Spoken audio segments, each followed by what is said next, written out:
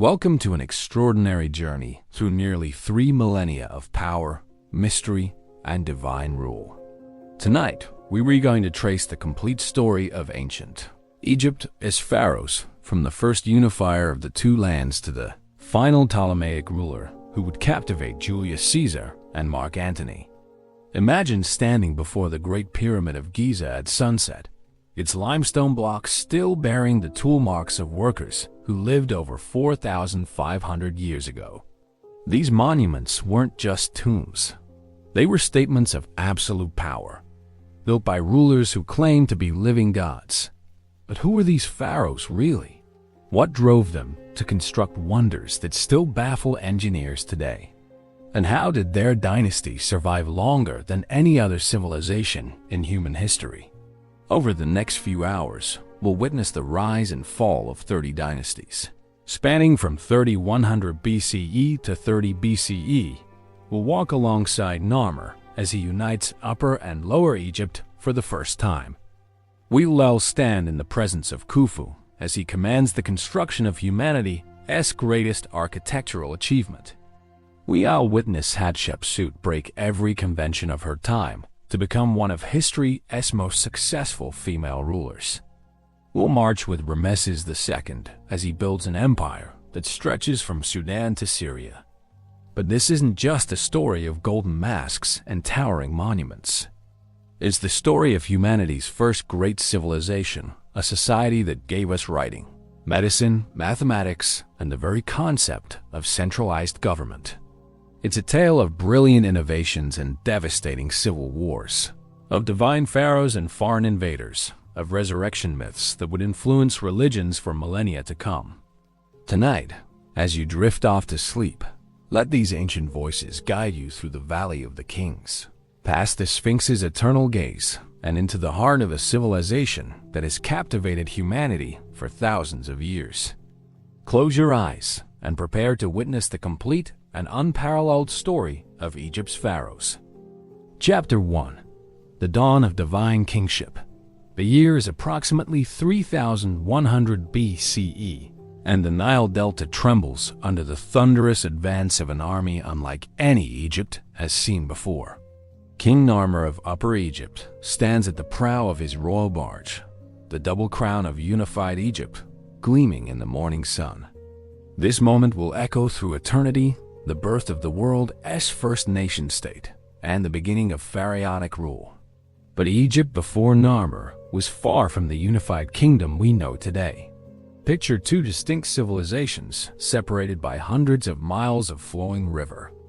In the north, Lower Egypt, the fertile delta region where the Nile spreads into multiple channels before reaching the Mediterranean, was ruled by kings who wore the red crown and worshipped the cobra goddess Wadjet. Their capital at Buto buzzed with trade from across the ancient world. In the south, Upper Egypt stretched along the narrow river valley, ruled by kings wearing the white crown and protected by the vulture goddess Nekbed. Their capital at Hierakonpolis was a center of gold mining and African trade. These two lands had existed separately for centuries, developing distinct cultures, religious practices, and political systems. The unification wasn't merely a military conquest, it was a religious revolution. Narmer didn't just defeat the northern kings. He claimed divine mandate from the gods themselves. The famous Narmer palette, carved in slate and standing 2 feet tall, depicts this cosmic event with stunning clarity. On one side, we see Narmer wearing the white crown of Upper Egypt, his mace raised high as he prepares to strike down a kneeling enemy. The hieroglyphs around him identify him as catfish and chisel, the symbols that spell his name. Flip the palette over, and something miraculous has occurred. Narmer now wears the red crown of Lower Egypt, striding past the decapitated bodies of his enemies. Above him, the sky god Horus spreads protective wings. The message is unmistakable. The gods themselves have ordained this unification. Narmer hasn't just conquered territory. He has become the living embodiment of divine will on earth. This religious foundation would prove to be ancient Egypt's greatest innovation. While other early civilizations struggled with questions of political legitimacy, Egypt solved the problem by making their king a god. The pharaoh became the essential link between the human and divine worlds, responsible for maintaining Mat, the cosmic order that kept the universe in balance. The early pharaohs of the first dynasty established the fundamental institutions that would govern Egypt for 3 millennia.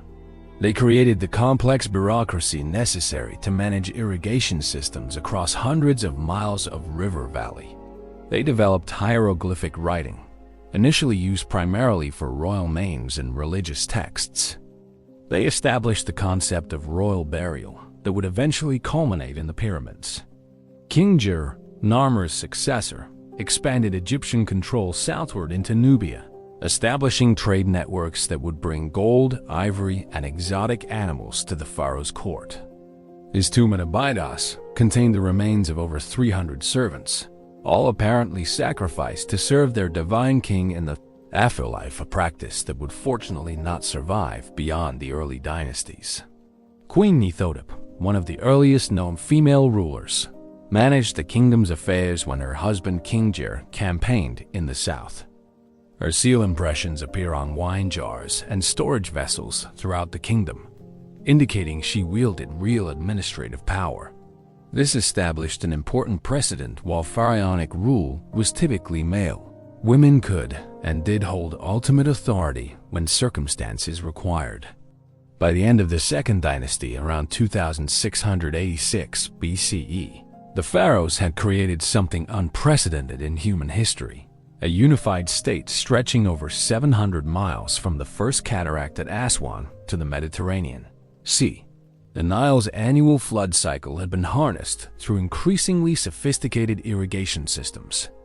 A complex priesthood maintained temples in dozens of cities, all ultimately answerable to the divine pharaoh. The stage was now set for Egypt's first golden age, the Old Kingdom period, when pharaonic power would reach heights never again equaled, culminating in monuments that still rank among humanity's greatest achievements.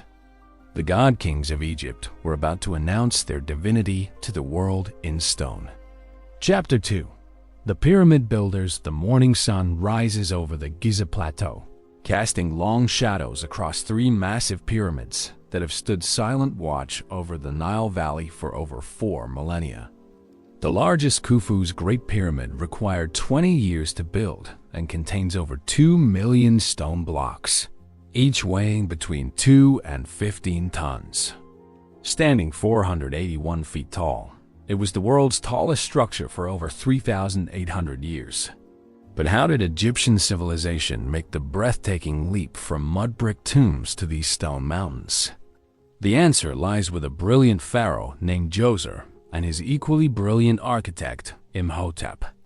Around 2670 BCE, Djoser inherited a stable kingdom but faced a unique challenge: how to demonstrate that his divine authority surpassed that of all previous pharaohs. His solution would revolutionize architecture forever. Imhotep, whose name means "he who comes in peace," was not just an architect but also a physician, astronomer, and high priest. He proposed something unprecedented. Instead of building Djoser's tomb from mud brick like all previous pharaohs, they would build it from stone, and not just any stone structure, but a massive step pyramid rising in 6 tiers toward the heavens.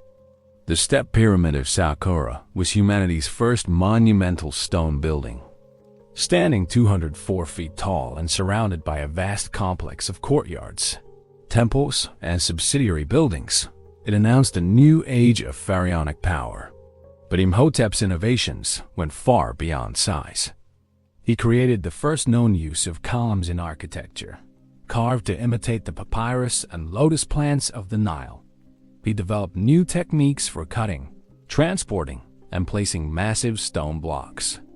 Most importantly, he established the pyramid as the pharaoh's eternal home, a launching pad for the king's journey to join the sun god Re in the heavens.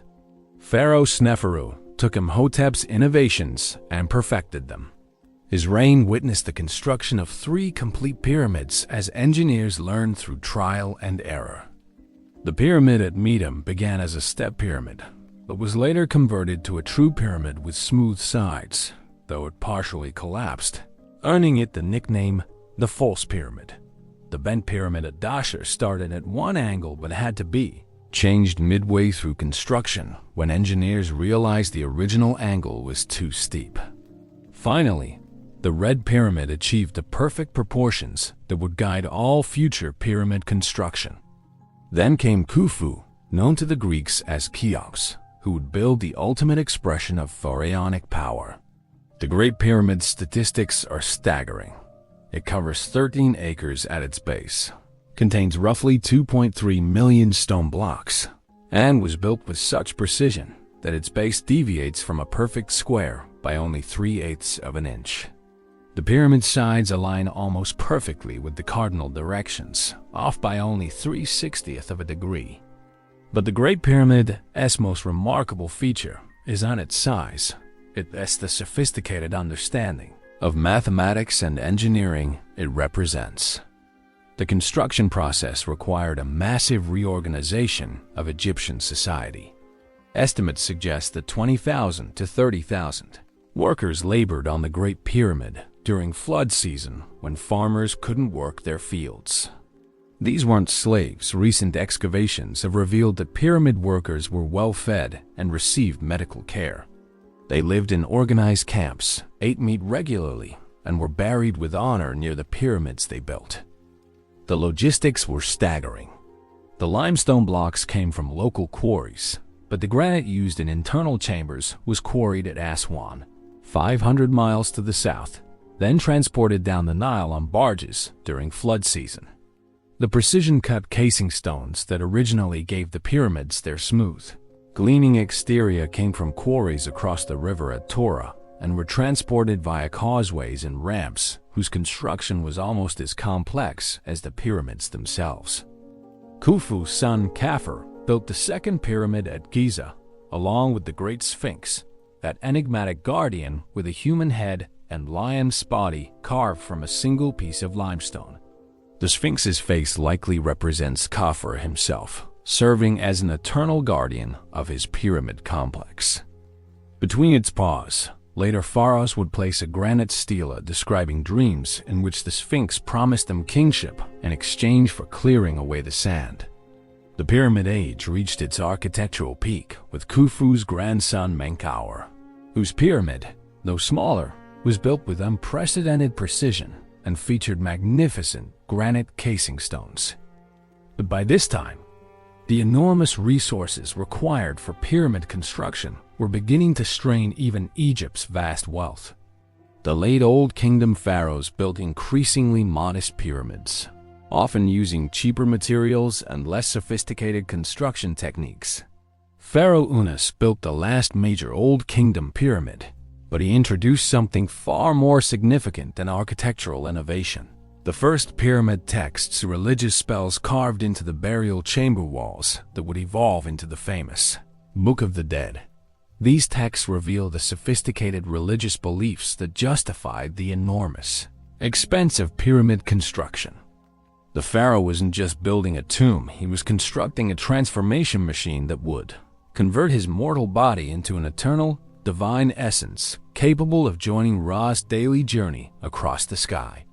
The pyramid's shape itself was sacred, representing the Benben stone, the primordial mound that first emerged from the waters of chaos at creation.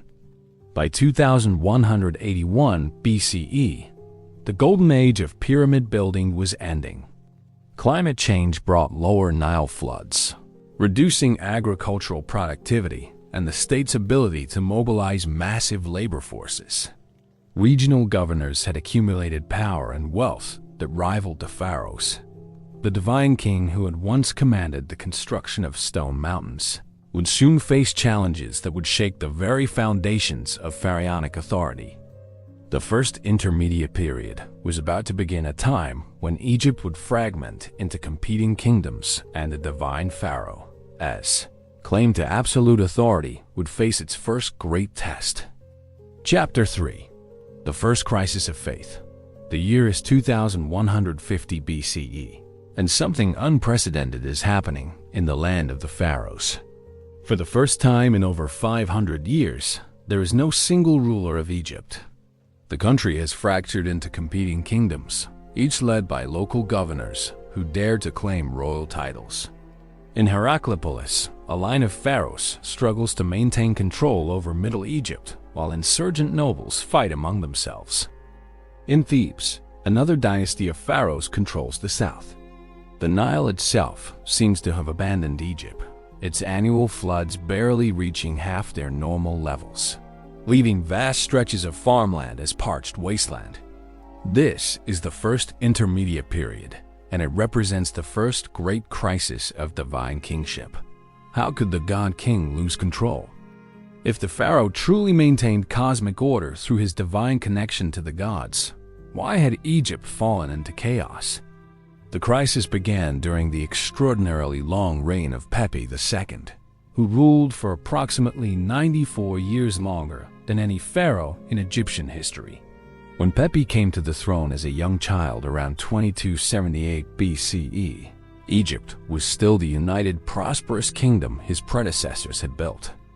But by the time of his death, the kingdom had fundamentally changed. Local governors, called nomarchs, had gradually accumulated power during his extended reign.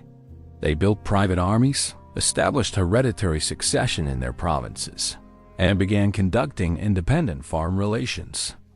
More ominously, the Nile itself began to fail. Climatological evidence suggests that around 2200 BCE, a dramatic climate shift occurred across North Africa and the Middle East. The monsoon rains that fed the Nile's Ethiopian highlands weakened significantly, reducing the annual flood that was the foundation of Egyptian civilization. Years of inadequate floods led to famine, social unrest, and the collapse of the centralized irrigation systems that had sustained Egypt for centuries. The psychological impact was as devastating as the physical hardship. The pharaoh's most fundamental claim to legitimacy rested on his ability to ensure the Nile's annual flood through his divine connection to Hapi, the flood god. When the floods failed year after year, it wasn't just an economic disaster, it was a theological crisis that shook the foundations of Egyptian belief. Contemporary texts capture the horror and confusion of this period. The Admonitions of Epure describes a world turned upside down. The land turns around as does a potter's wheel. The robber is now the possessor of riches. ... He who never slept on a plank now owns a bed. He who never built a hut for himself is now a possessor of walls. Even more chilling, the text describes the collapse of royal authority. The king has been overthrown by the rabble. The secret of the land, whose limits were unknown, has been laid bare. In this chaotic environment, multiple rulers claimed the title of pharaoh simultaneously. The Heracleopolitan dynasty, based in Middle Egypt, controlled the traditional capital at Memphis and claimed to be the legitimate heirs of the Old Kingdom pharaohs.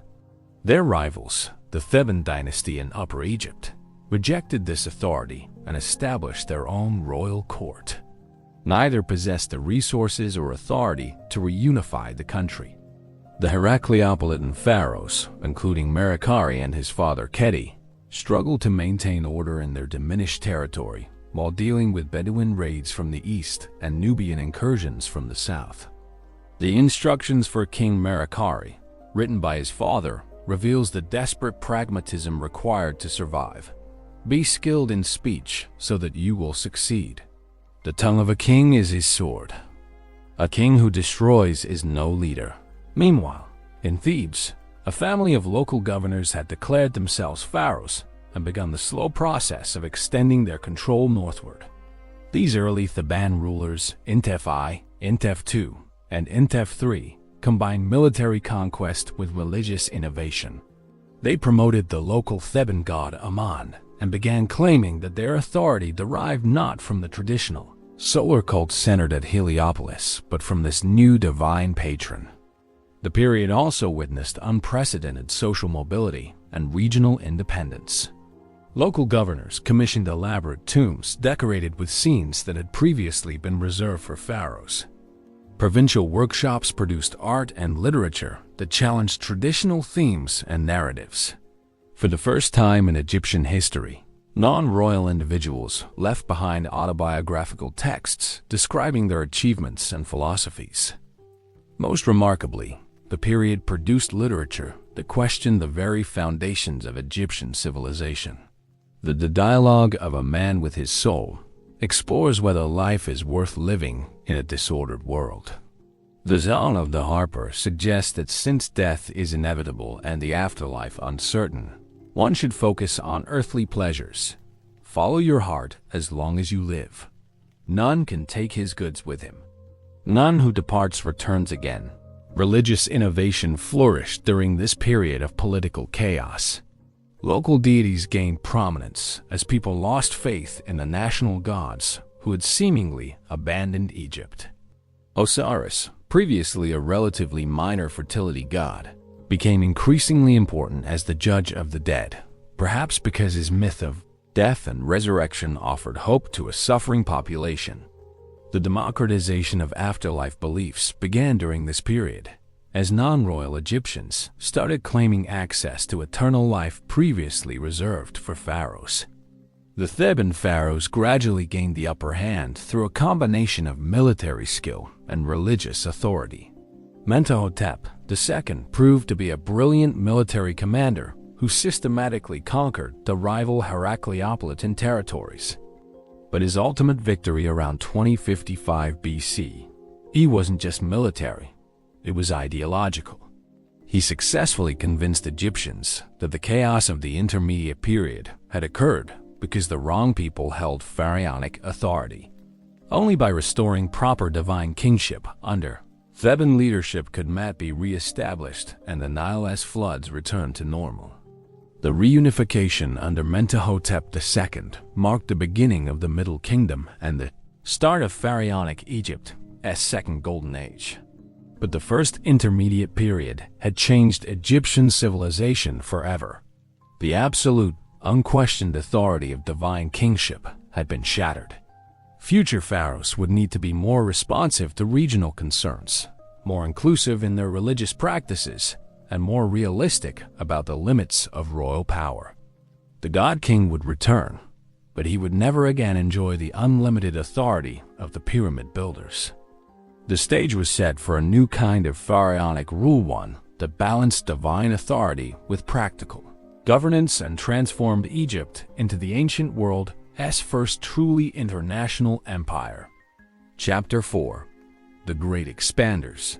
The morning air at Thebes thrums with activity as workers put the finishing touches on a magnificent temple complex. Pharaoh Imhotep II stands on the colonnade of his revolutionary mortuary temple at Deir el-Bahri, gazing across the Nile at the reunified kingdom he has spent decades rebuilding. It is 2040 BCE, and Egypt is whole again after nearly 150 years of civil war and chaos. But this reunification has created something new, a pharaoh who understands that divine authority must be balanced with practical governance and that Egypt's security depends on controlling the world beyond the Nile Valley. Imhotep II's temple represents this new vision of pharaonic power. Unlike the isolated pyramids of the Old Kingdom, his terraced temple is built into the living rock of the Theban hills, symbolically merging royal authority with the eternal landscape of Egypt.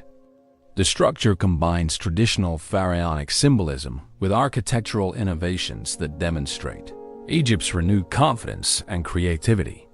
But Imhotep's greatest innovation was political, not architectural.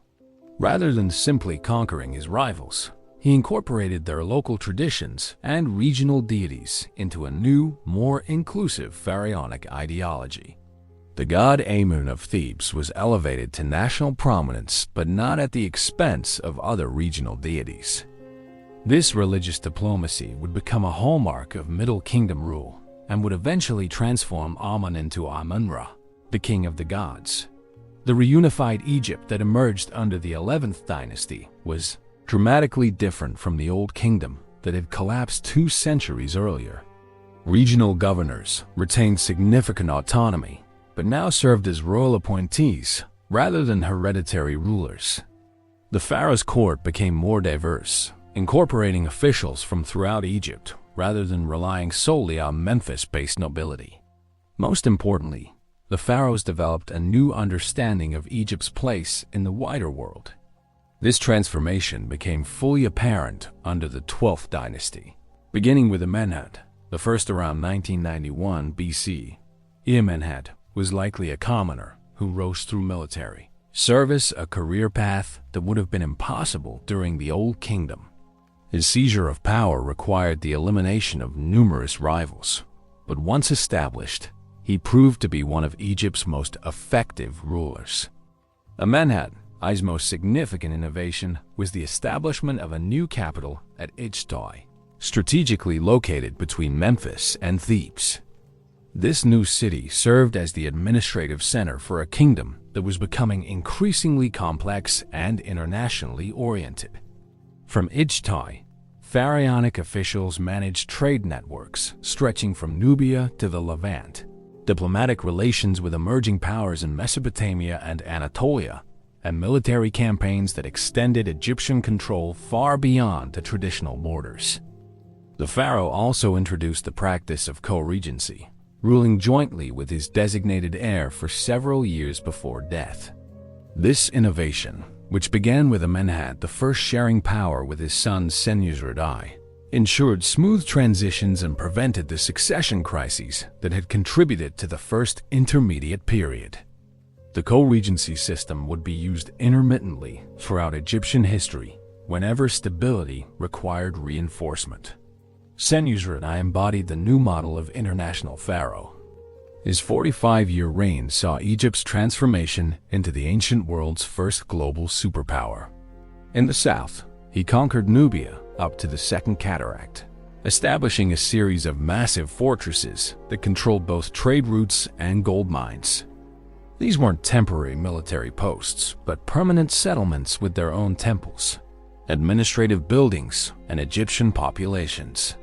The Nubian campaign reveals the sophisticated military and administrative capabilities that the Middle Kingdom pharaohs had developed. Senusret I didn't simply raid for tribute. He created a colonial system that integrated Nubian resources into the Egyptian economy while gradually spreading Egyptian culture and religion southward. Nubian princes were educated in Egypt and returned home as loyal vassals, while Egyptian officials married into local elite families. In the north, Senusret I established trade relations and diplomatic alliances that extended Egyptian influence into the Levant and the Aegean. Egyptian merchants operated permanent trading posts in ports throughout the eastern Mediterranean, while foreign craftsmen and diplomats became regular features of the pharaoh's court. The famous Sina story, set during Senusret I's reign, describes an Egyptian official living in exile among Asiatic tribes, evidence of the complex international world that Middle Kingdom pharaohs inhabited. Senusret III pushed these international ambitions even further. His military campaigns into the Levant established Egyptian control over trade routes connecting Africa, Asia, and the Mediterranean world. His diplomatic correspondence with the rulers of Mari and Babylon demonstrates that pharaonic Egypt had become a major player in international relations, whose friendship was sought by powers as distant as Mesopotamia. But Senusret III's most impressive achievement was the complete conquest of Nubia up to the Third Cataract.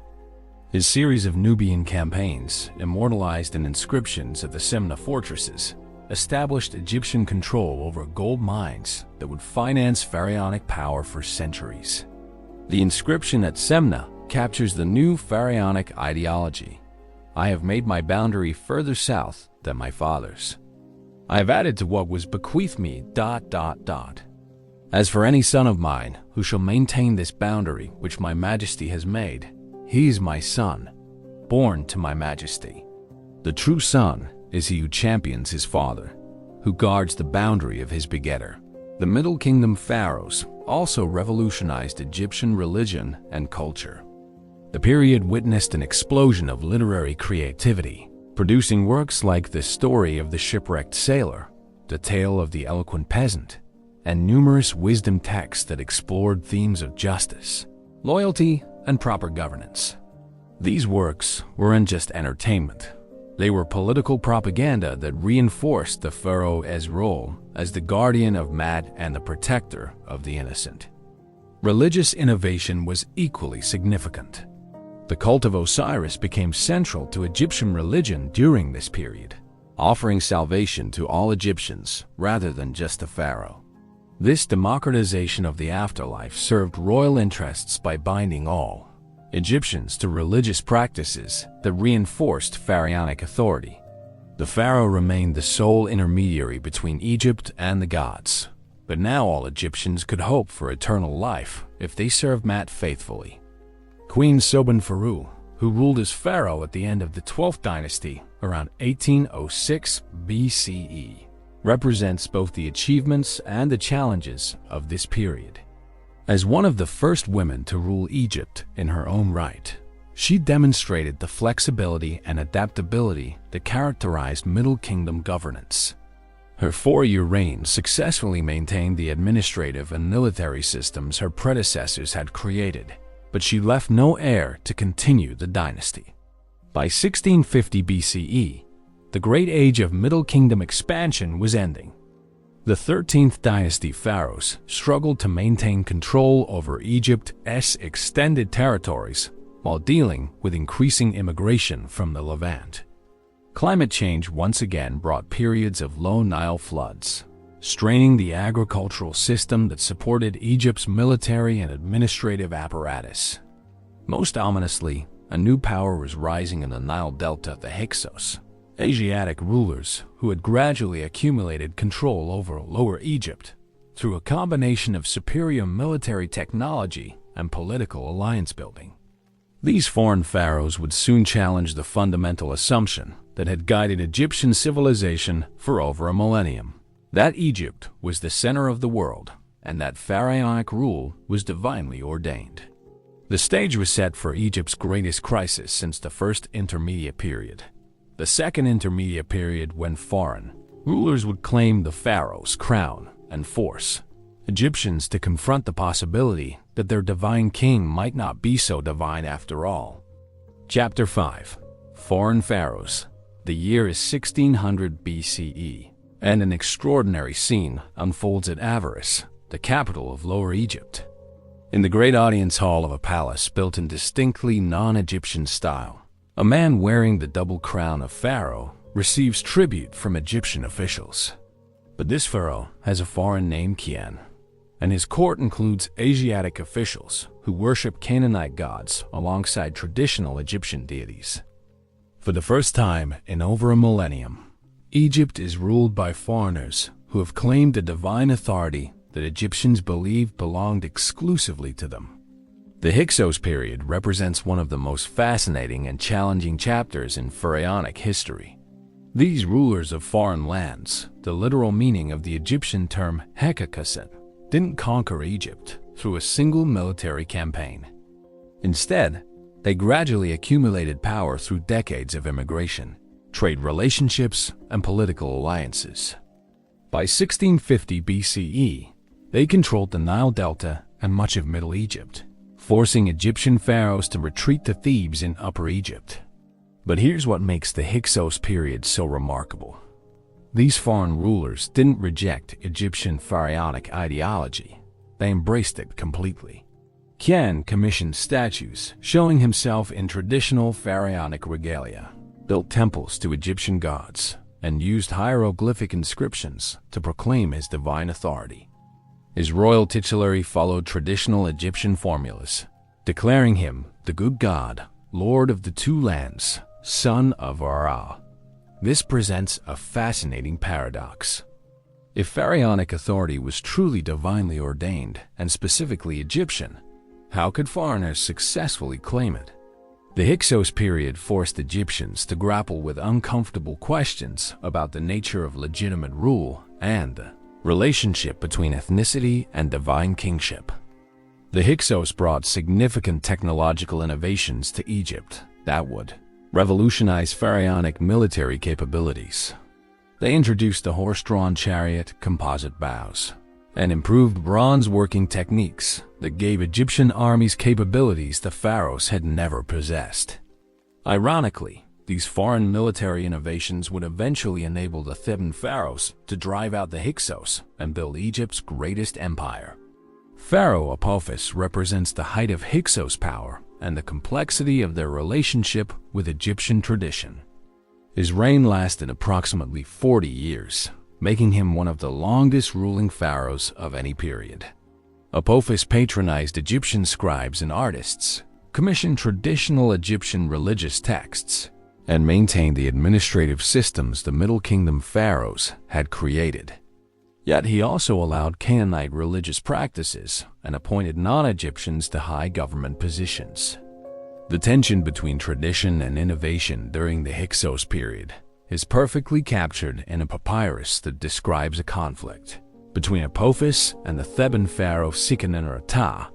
According to the story, Apophis complained that the hippopotamuses in Thebes were making too much noise and keeping him awake at night, obviously impossible, given the 400-mile distance between their capitals.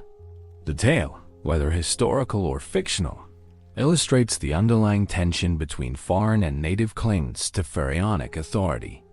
Meanwhile, in Thebes, a line of native Egyptian pharaohs maintained their independence while carefully observing the Hyksos innovations they would eventually adopt.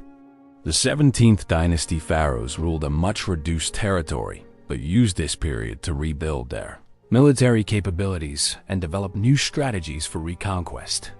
They established diplomatic relations with the Nubian kingdoms to the south, creating a potential second front against Hyksos rule.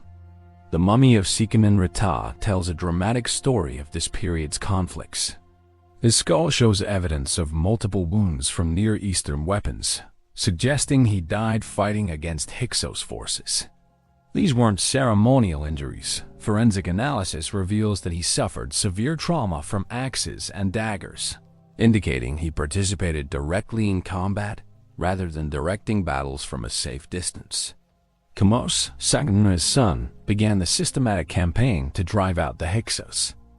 His military approach combined traditional Egyptian tactics with the new technologies the Hyksos had introduced. The Khamos stela describes his strategy. "I sailed north because I was strong, to attack the Asiatics through the might of Amun, the just of councils. My brave army was in front of me like a blast of fire, but Khamos died before completing the reconquest, leaving the final victory to his brother Ahmose. Ahmose, I would become the founder of the 18th dynasty and the pharaoh who transformed Egypt into an international empire." His siege of Avaris around 1550 BCE combined superior numbers with innovative military technology, including the very chariots the Hyksos had introduced to Egypt. The fall of Avaris marked the end of foreign rule, but it also marked the beginning of a new kind of pharaonic authority. The Hyksos period had taught Egyptian pharaohs crucial lessons about international relations and military technology. Never again would Egypt rely solely on the Nile Valley's natural defenses. Future pharaohs would project power throughout the ancient Near East, establishing buffer zones and client states that would prevent foreign armies from reaching Egyptian soil. Perhaps more importantly, the period demonstrated that pharaonic authority could transcend ethnic boundaries if properly managed. The Hyksos had successfully claimed divine kingship by adopting Egyptian religious and administrative practices. This precedent would influence how later pharaohs dealt with foreign populations within their empire and how they presented their authority to international audiences. The religious implications were equally significant. The period saw increased emphasis on Amun as the supreme god who protected Egypt from foreign domination. The pharaoh's role as Amun's earthly representative became more pronounced, laying the groundwork for the imperial ideology that would characterize the new kingdom. The god who had begun as a local Theban deity was transformed into the national god who had delivered Egypt from foreign rule. Women played crucial roles during this transitional period. Queen Imhotep, mother of Khamos and Ahmose, served as regent and may have led military campaigns personally. Her mummy was buried with golden flies, military decorations awarded for valor in battle. This established important precedents for the powerful queens who would help rule Egypt's empire during the New Kingdom. The Second Intermediate Period also witnessed significant cultural exchange that would enrich Egyptian civilization. Hyksos artistic styles influenced Egyptian art, while Asiatic musical instruments and literary themes became integrated into Egyptian culture. The period demonstrated that Egyptian civilization was strong enough to absorb foreign influences without losing its essential character. By 1550 BCE, Ahmose had driven the last Hyksos rulers from Egypt and pursued them into Canaan to ensure they could not regroup for another invasion. But the Egypt he ruled was fundamentally different from the isolated kingdom that had existed before the Hyksos period.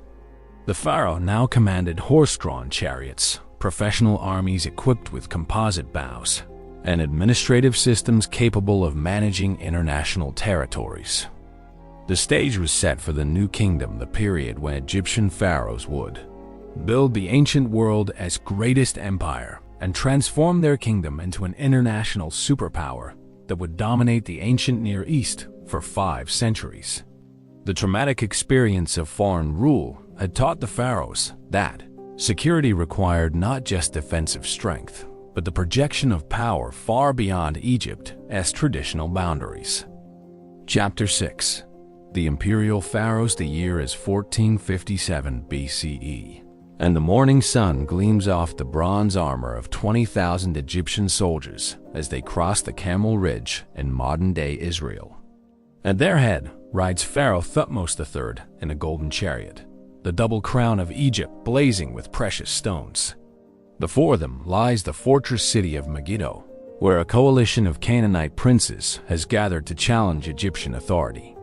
This moment will be remembered as the Battle of Megiddo, the first battle in history where we have detailed strategic records, and it will establish the pharaoh as the undisputed master of the ancient Near East. But Thutmose III's journey to this moment has been anything but straightforward. For 22 years, he has ruled Egypt as a junior co-regent to his stepmother, Hatshepsut, who claimed the full pharaonic regalia despite being a woman. Her unprecedented reign as female pharaoh has redefined the possibilities of royal power while maintaining Egypt's prosperity and security.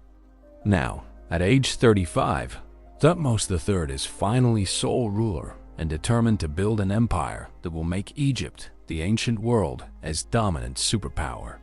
The New Kingdom pharaohs inherited a transformed Egypt from their predecessors. The trauma of Hyksos rule had convinced Egyptian leaders that security required not just strong defenses, but the projection of power throughout the ancient Near East. The technological innovations introduced during the Second Intermediate Period, horse-drawn chariots, composite bows, and improved metallurgy gave pharaonic armies capabilities that no previous Egyptian rulers had possessed. Hatshepsut's reign from 1479 to 1458 BCE demonstrates how the imperial pharaohs balanced military power with diplomatic sophistication. Rather than launching costly military campaigns, she focused on establishing trade networks and diplomatic relationships that brought wealth to Egypt while avoiding the expense of constant warfare. Her famous expedition to Punt, modern-day Eritrea and Somalia, returned with gold, ivory, incense trees, and exotic animals that filled the royal treasury and enhanced Egypt's international prestige. But Hatshepsut's most remarkable achievement was legitimizing female pharaonic rule through religious innovation. She claimed that the god Amun was her divine father and commissioned temple reliefs showing her divine birth and coronation. She wore the traditional false beard of pharaonic kingship and adopted the full royal titulary. Her mortuary temple at Deir el-Bahari remains one of ancient Egypt's most beautiful architectural achievements, its terraced design perfectly harmonizing with the natural landscape. Thutmose III's military campaigns represented a new model of pharaonic warfare, professional armies led by pharaohs, who were themselves professional soldiers. The Battle of Megiddo showcases his tactical brilliance. Despite his advisors' warnings, Thutmose chose to advance through a narrow mountain pass that risked disaster if the enemy detected his movement. His gamble succeeded spectacularly, allowing him to attack Megiddo from an unexpected direction and rout the Canaanite coalition. The siege of Megiddo that followed demonstrated the sophisticated logistics capabilities that imperial pharaohs had developed. Egyptian armies could now maintain extended campaigns hundreds of miles from Egypt, supplied by naval operations along the coast and organized supply chains that stretched from the Nile to the Euphrates. Thutmose III's 14 subsequent campaigns into the Levant established Egyptian control over trade routes connecting Asia, Africa, and the Mediterranean world. But conquest was only the beginning of imperial pharaonic strategy. Thutmose III developed administrative systems that integrated conquered territories into the Egyptian state while respecting local traditions and authorities. Local rulers who submitted to Egyptian authority retained their positions as pharaonic vassals. Their children were educated in Egypt to ensure loyalty, and Egyptian garrisons protected trade routes and strategic fortresses. The wealth generated by this empire transformed pharaonic Egypt into a civilization of unprecedented luxury and architectural ambition. The Temple of Karnak, dedicated to Amun-Ra, became a vast complex of temples, obelisks, and ceremonial halls where pharaohs demonstrated their divine authority and imperial wealth. The pharaohs' tombs in the Valley of the Kings replaced the exposed pyramids with hidden chambers carved deep into sacred mountains, decorated with religious texts and treasures that reflected Egypt's international connections. Imhotep II continued his father's imperial policies while adding his own innovations. A skilled archer and athlete, he personally led cavalry charges and was famous for his ability to shoot arrows through thick copper plates. His military campaigns into Nubia and the Levant maintained Egyptian control while generating the wealth necessary to fund increasingly ambitious building projects. The reign of Thutmose IV marks a shift toward diplomatic rather than purely military approaches to imperial management. His marriage to a Mitannian princess established a diplomatic alliance that secured Egypt's northern borders while freeing resources for development projects. The famous Dream Stela he erected between the paws of the Great Sphinx describes a divine vision in which the ancient monument promised him kingship in exchange for clearing away the sand, demonstrating how New Kingdom pharaohs connected their authority to Egypt's ancient traditions. Amenhotep III presided over the height of Egypt's imperial wealth and international prestige.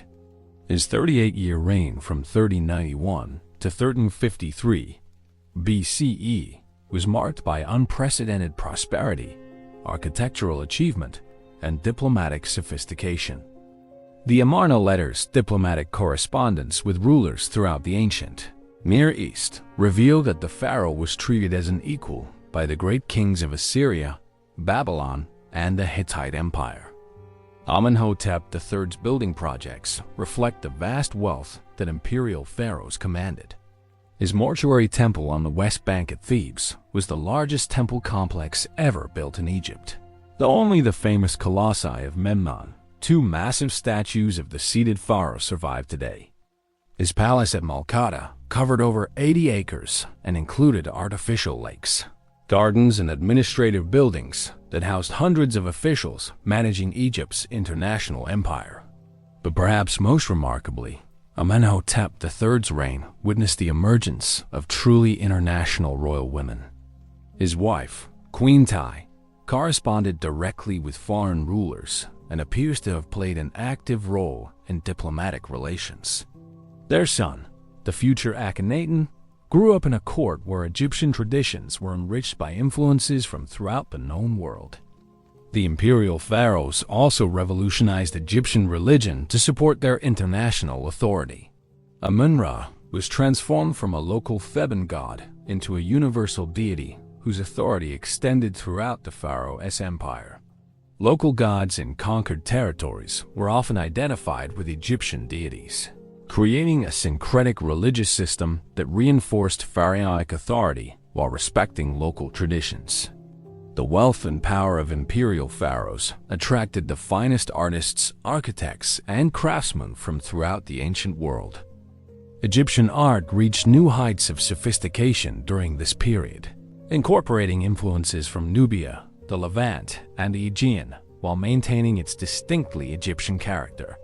The tomb paintings of high officials reflect the international character of pharaonic Egypt, showing tribute bearers from dozens of different peoples and the exotic goods that flowed into Egypt from across the known world. By 1353 BCE, when Imhotep IV, later Akhenaten, came to the throne, pharaonic Egypt had become the ancient world's greatest superpower. Egyptian armies controlled territory from the Fourth Cataract in Sudan to the Euphrates River in Syria. Egyptian diplomats negotiated as equals with the great powers of the ancient Near East. Egyptian merchants operated throughout the Mediterranean world, and Egyptian gold was accepted as currency from Anatolia to Mesopotamia. But this very success would create new challenges for pharaonic authority. The wealth and international connections that made Egypt powerful also exposed it to foreign influences that would challenge traditional Egyptian religious and cultural practices. The stage was set for the most dramatic religious revolution in pharaonic history, the Amarna period, when one pharaoh would attempt to transform Egypt's ancient religious traditions and create a new model of divine kingship based on unprecedented theological innovations. Chapter 7. The Heretic Pharaoh and Religious Revolution. The year is 1348 BCE, and something unprecedented is happening in the ancient world. On the east bank of the Nile, 200 miles south of Memphis, thousands of workers are constructing an entirely new capital city. But this isn't just another royal residence. It is the physical manifestation of the most radical religious revolution in ancient history. Pharaoh Akhenaten, formerly known as Imhotep IV, has abandoned the traditional gods of Egypt and declared that only one deity deserves worship: the Aten, the sun disk whose rays end in human hands, offering the breath of life. Standing before the massive temples rising from the desert sand, Akhenaten presents a striking figure. The traditional artistic conventions that had depicted pharaohs as perfect physical specimens have been abandoned. Instead, Akhenaten is shown with an elongated skull, feminine hips, and a pronounced belly, either representing physical reality or symbolizing the pharaoh's role as both father and mother to his people. Beside him stands Queen Nefertiti, whose beauty has been captured in one of history's most famous sculptures, and their 6 daughters, who play central roles in the new religious rituals. The transformation began gradually during the early years of Akhenaten's reign. Initially ruling as Amenhotep IV, he started by simply promoting the Aten alongside traditional Egyptian gods. The sun disk had been worshipped in Egypt for centuries as one aspect of the solar deity, but Akhenaten began claiming that the Aten was not just supreme among gods, it was the only god that truly existed. All other deities were merely human inventions without divine reality. This theological revolution represented far more than a change in religious practice. It challenged the fundamental basis of pharaonic authority. For over a millennium, pharaohs had ruled as intermediaries between the human world and a complex pantheon of gods. The temple priesthoods of these various deities had accumulated enormous wealth and political influence, particularly the priests of Amun-Ra at Thebes.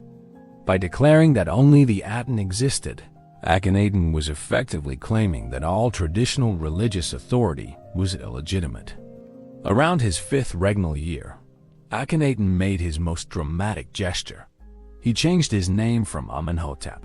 The city of Akhenaten was designed according to revolutionary principles. Unlike traditional Egyptian cities that grew organically over centuries, this was a planned community designed to reflect Atenist theology. The great temple of the Aten was built without a roof, allowing the sun's rays to penetrate directly into the sanctuary. The royal palace was connected to the temple by a bridge, symbolically linking royal and divine authority in unprecedented ways. But Akhenaten's revolution went far beyond architecture and religious practice. It transformed Egyptian art and literature in ways that would influence the culture for generations. The rigid artistic conventions that had governed Egyptian art for centuries were abandoned in favor of naturalistic representations that captured emotional expression and family intimacy. Relief sculptures show Akhenaten and Nefertiti embracing their children, kissing, and displaying affection in ways that would have been unthinkable in traditional pharaonic art. The famous bust of Nefertiti, discovered in the workshop of the sculptor Thutmose at Amarna, represents the artistic revolution that accompanied religious change. Her beauty is rendered with unprecedented realism and psychological depth, capturing not just physical perfection but individual personality. This shift from idealized royal imagery to personalized portraiture reflected the Athenist emphasis on direct, personal relationships with the divine. However, Akhenaten's religious revolution created enormous practical problems. The pharaoh's focus on theological innovation came at the expense of imperial administration.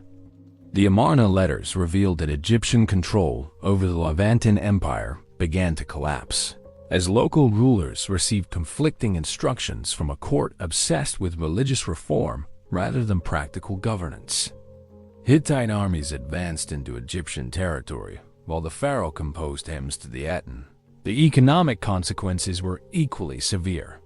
By closing temples throughout Egypt and redirecting their wealth to Athenist institutions, Akhenaten disrupted economic networks that had functioned for centuries. Temple estates employed thousands of Egyptians and generated significant tax revenue. The priesthoods possessed specialized knowledge of agriculture, medicine, and administration that couldn't be easily replaced. The forced conversion to Atenism created social upheaval throughout Egyptian society. Perhaps most problematically, Akhenaten's revolution challenged the theological foundations that justified pharaonic rule. Traditional Egyptian religion presented the pharaoh as the son of Ra and the earthly representative of various gods. Atenism positioned the pharaoh as the sole intermediary between humanity and the Aten, making royal authority even more absolute in theory. But it also made that authority completely dependent on acceptance of Athenist theology. Egyptians who rejected the new religion had logical grounds for rejecting pharaonic authority. The succession arrangements Akhenaten made reveal both his commitment to religious revolution and his political miscalculations. His chosen heir, Smenkhare, appears to have been a younger male relative who shared the pharaoh's religious convictions. But Smenkhare's brief reign ended in confusion, possibly due to resistance from traditional religious and military authorities. The throne passed to a young prince named Tutankhaten, later famous as Tutankhamun, who would face the enormous challenge of cleaning up the mess his predecessors had created. Tutankhamun's reign from approximately 1332 to 1323 BCE represents one of history's most dramatic religious counter-revolutions. Despite being only 8 or 9 years old when he became pharaoh, his reign witnessed a systematic restoration of traditional Egyptian religion and the abandonment of Athenist innovations. His change of name from Tutankhaten, living image of the Aten, to Tutankhamun, living image of Amun, symbolized this transformation. The young pharaoh's advisors, particularly the military commander Horemheb and the treasurer Maya, orchestrated the restoration with remarkable efficiency. Akhenaten was abandoned and its buildings systematically dismantled for use in other construction projects. The temples of traditional gods were reopened and their priesthoods restored to their former positions. The capital was moved back to Memphis, and the royal court returned to traditional Egyptian customs and artistic styles. But the Amarna revolution had lasting consequences that extended far beyond Tutankhamun's restoration. The period had demonstrated that pharaonic authority was not as absolute as traditional ideology suggested. Religious and military elites had learned that they could successfully resist royal policies they considered unacceptable. The theological innovations of Atonism, particularly its emphasis on monotheism and universal divine love, would influence later religious developments throughout the ancient Near East. The discovery of Tutankhamun's tomb in 1922 by Howard Carter revealed the ancient Near East. The discovery of Tutankhamun's tomb in 1922 by Howard Carter revealed the incredible wealth that imperial pharaohs commanded even during periods of political crisis. The young pharaoh's burial equipment included over 5,000 individual objects, from golden chariots to delicate jewelry, representing the finest craftsmanship of the ancient world. The famous golden mask alone contains over 20 pounds of solid gold and demonstrates the artistic sophistication that had been achieved during the imperial period. Horemheb's eventual succession to the throne around 1295 BCE marked the definitive end of the Amarna period and the beginning of a new dynasty. As a military commander with no royal blood, Horemheb's legitimacy depended entirely on his ability to restore stability and traditional religious practices. His reign successfully re-established pharaonic authority on traditional foundations while incorporating some of the administrative innovations that had been developed during the period of religious revolution.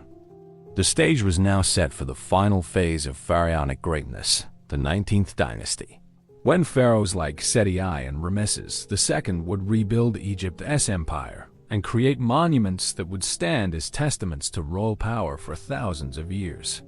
But the Amarna period had changed pharaonic Egypt forever, demonstrating both the potential for revolutionary change and the limits of royal authority when it conflicted with deeply held religious and cultural traditions.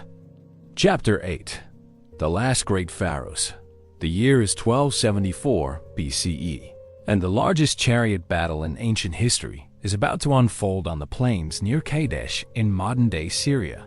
Pharaoh Ramesses II, barely 25 years old, finds himself trapped with his personal guard when a Hittite army of 40,000 soldiers emerges from concealment behind the fortified city. The young pharaoh's army is scattered, his advance guard has been decimated, and the survival of Egypt's empire hangs in the balance. But in this moment of supreme crisis, Ramesses II will demonstrate the courage and tactical brilliance that will make him the most famous pharaoh in Egyptian history. According to the detailed inscriptions Ramesses would later commission, he found himself alone except for his chariot driver and his war horses. Victory in Thebes and mud is satisfied. Calling upon his divine father Amen-Ra for strength, the pharaoh charged directly into the Hittite formations, breaking their lines through sheer audacity and inspiring his scattered troops to rally for a counterattack that saved the Egyptian army from complete destruction. Whether this account accurately describes the Battle of Kadesh or represents royal propaganda, it perfectly captures the image that Ramesses II cultivated throughout his 66-year reign. The pharaoh as divine warrior, master builder, and protector of Egypt's eternal greatness. No pharaoh before or after would leave behind such extensive records of his achievements or create monuments on such a massive scale. Ramesses II inherited the throne from his father, Seti I, who had spent his 19-year reign rebuilding Egypt's empire after the disruptions of the Amarna period. Seti I was a methodical military commander who systematically reconquered Egyptian territories in the Levant and Nubia while restoring the traditional religious practices that Akhenaten had disrupted. His tomb in the Valley of the Kings remains one of the most beautifully decorated burial chambers ever created. Its walls covered with complete texts from the Book of the Dead and astronomical diagrams that guided the pharaoh's journey through the afterlife. But where Seti I was cautious and methodical, Ramesses II was bold and innovative. His early military campaigns against the Hittites demonstrated both his personal courage and his understanding of the propaganda value of royal warfare. Even though the Battle of Kadesh ended in a tactical stalemate, Ramesses presented it as a great Egyptian victory and used it to justify a massive building program that would transform Egypt's architectural landscape. The peace treaty that Ramesses II eventually negotiated with the Hittite king, Hattusili III, around 1259 BCE, was the first international peace treaty in recorded history, and its terms reveal the sophisticated diplomatic relationships that imperial pharaohs maintained. The treaty, carved in hieroglyphs at Karnak and preserved in cuneiform on clay tablets found in the Hittite capital, established mutual defense agreements, extradition procedures for political refugees, and trade relationships that would last for generations. Ramesses II's building program dwarfed the achievements of any previous pharaoh. Abu Simbel, his most famous monument, consists of two massive temples carved directly into the living rock on the banks of the Nile in Nubia. The Great Temple features 4 colossal statues of the pharaoh, each 65 feet tall, while the smaller temple honors his beloved wife Nefertari as the goddess Hathor. The temples were positioned so that twice a year on Ramesses' birthday and coronation day, the rising sun penetrates the inner sanctuary to illuminate statues of the pharaoh seated among the gods. But Abu Simbel served more than religious or artistic purposes. It was a political statement directed at Egypt's Nubian subjects. Located near the Second Cataract, the temples announced to everyone entering Egypt from the south that they were entering the realm of a divine pharaoh whose power was absolute and eternal. The massive scale of the monuments demonstrated that Egypt possessed the resources and organizational capabilities to create permanent symbols of royal authority in the most remote corners of the empire. Ramesses II's domestic building program was equally impressive. He completed the Great Hall at Karnak, a forest of 134 massive columns that created one of the ancient world's most awe-inspiring interior spaces. He built a new capital city in the delta called Pi-Ramesses, strategically located to control trade routes between Egypt and the Levant. He expanded temples throughout Egypt and commissioned more statues and inscriptions than any other pharaoh in history. The pharaoh's family life also reflected the international character of imperial Egypt. In addition to his beloved Nefertari, Ramesses II married several foreign princesses, including daughters of the Hittite king and various Levantine rulers. These diplomatic marriages created kinship networks that reinforced Egypt's political alliances while bringing foreign cultural influences into the royal court. Ramesses ultimately had over 100 children with his various wives and concubines, many of whom served in important governmental and religious positions. The reign of Ramesses II marked the last period when pharaonic Egypt could credibly claim to be the ancient world's dominant superpower. His successors inherited an empire that stretched from Sudan to Syria and commanded vast wealth from trade networks that connected Africa, Asia, and the Mediterranean world. But maintaining this empire required constant military and financial resources that would eventually strain even Egypt's considerable capabilities. Merneptah, Ramesses II's 13th son who inherited the throne at age 60, faced the first serious challenges to Egypt's imperial dominance. The mysterious Sea People's maritime raiders, who may have originated in the Aegean or Anatolia, launched coordinated attacks on Egyptian territories in the Delta and the Levant. Merneptah's successful defense of Egypt demonstrated the military capabilities that imperial pharaohs had developed, but it also revealed that Egypt faced new types of threats that couldn't be countered through traditional diplomatic and military strategies. The famous Merneptah stele, discovered at Thebes, contains the earliest known reference to Israel outside the Bible. Israel is laid waste, his seed is not. This inscription, along with references to various Canaanite city-states, provides valuable evidence for the complex political situation in the Levant. During the late 13th century BCE, the pharaoh's claim to have destroyed Israel probably represents typical royal hyperbole, but it demonstrates that Egyptian armies remained capable of projecting power throughout the eastern Mediterranean. Ramesses III, the last great pharaoh of the New Kingdom, faced even more serious challenges during his 31-year reign from 1184 to 1153 BCE. Multiple waves of sea peoples attacked Egypt by land and sea, requiring the pharaoh to develop new naval capabilities and defensive strategies. His victory over the sea peoples in a great naval battle in the Delta saved Egypt from foreign conquest, but the cost of these defensive wars seriously weakened the kingdom's resources. The inscriptions and reliefs at Ramesses III's mortuary temple at Medinet Habu provide the most detailed account of ancient naval warfare that survives from antiquity. Egyptian ships with distinctive high prows and sterns are shown ramming enemy vessels, while archers on deck shoot down into the water at drowning enemies. The pharaoh himself is depicted as a divine warrior shooting arrows at fleeing ships, reinforcing the traditional image of royal invincibility despite the defensive nature of the conflict. But Ramesses III's reign also witnessed serious internal problems that revealed the growing weakness of pharaonic authority. The first recorded labor strike in history occurred when workers building the royal tomb went on strike to protest delayed payment of their rations. Palace conspiracies involving his wives and court officials threatened royal security. Most ominously, temple priests accumulated independent wealth and authority that challenged the pharaoh's traditional monopoly on religious leadership. The assassination of Ramesses III around 1153 BCE marked the effective end of the New Kingdom as a period of imperial expansion and absolute royal authority.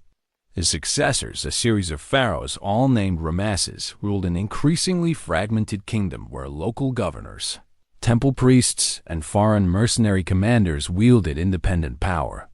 The empire gradually contracted as peripheral territories gained independence or fell under foreign control. By 1077 BCE, when the 20th dynasty ended, pharaonic Egypt had been transformed from an international empire into a regional power struggling to maintain control over its traditional heartland along the Nile.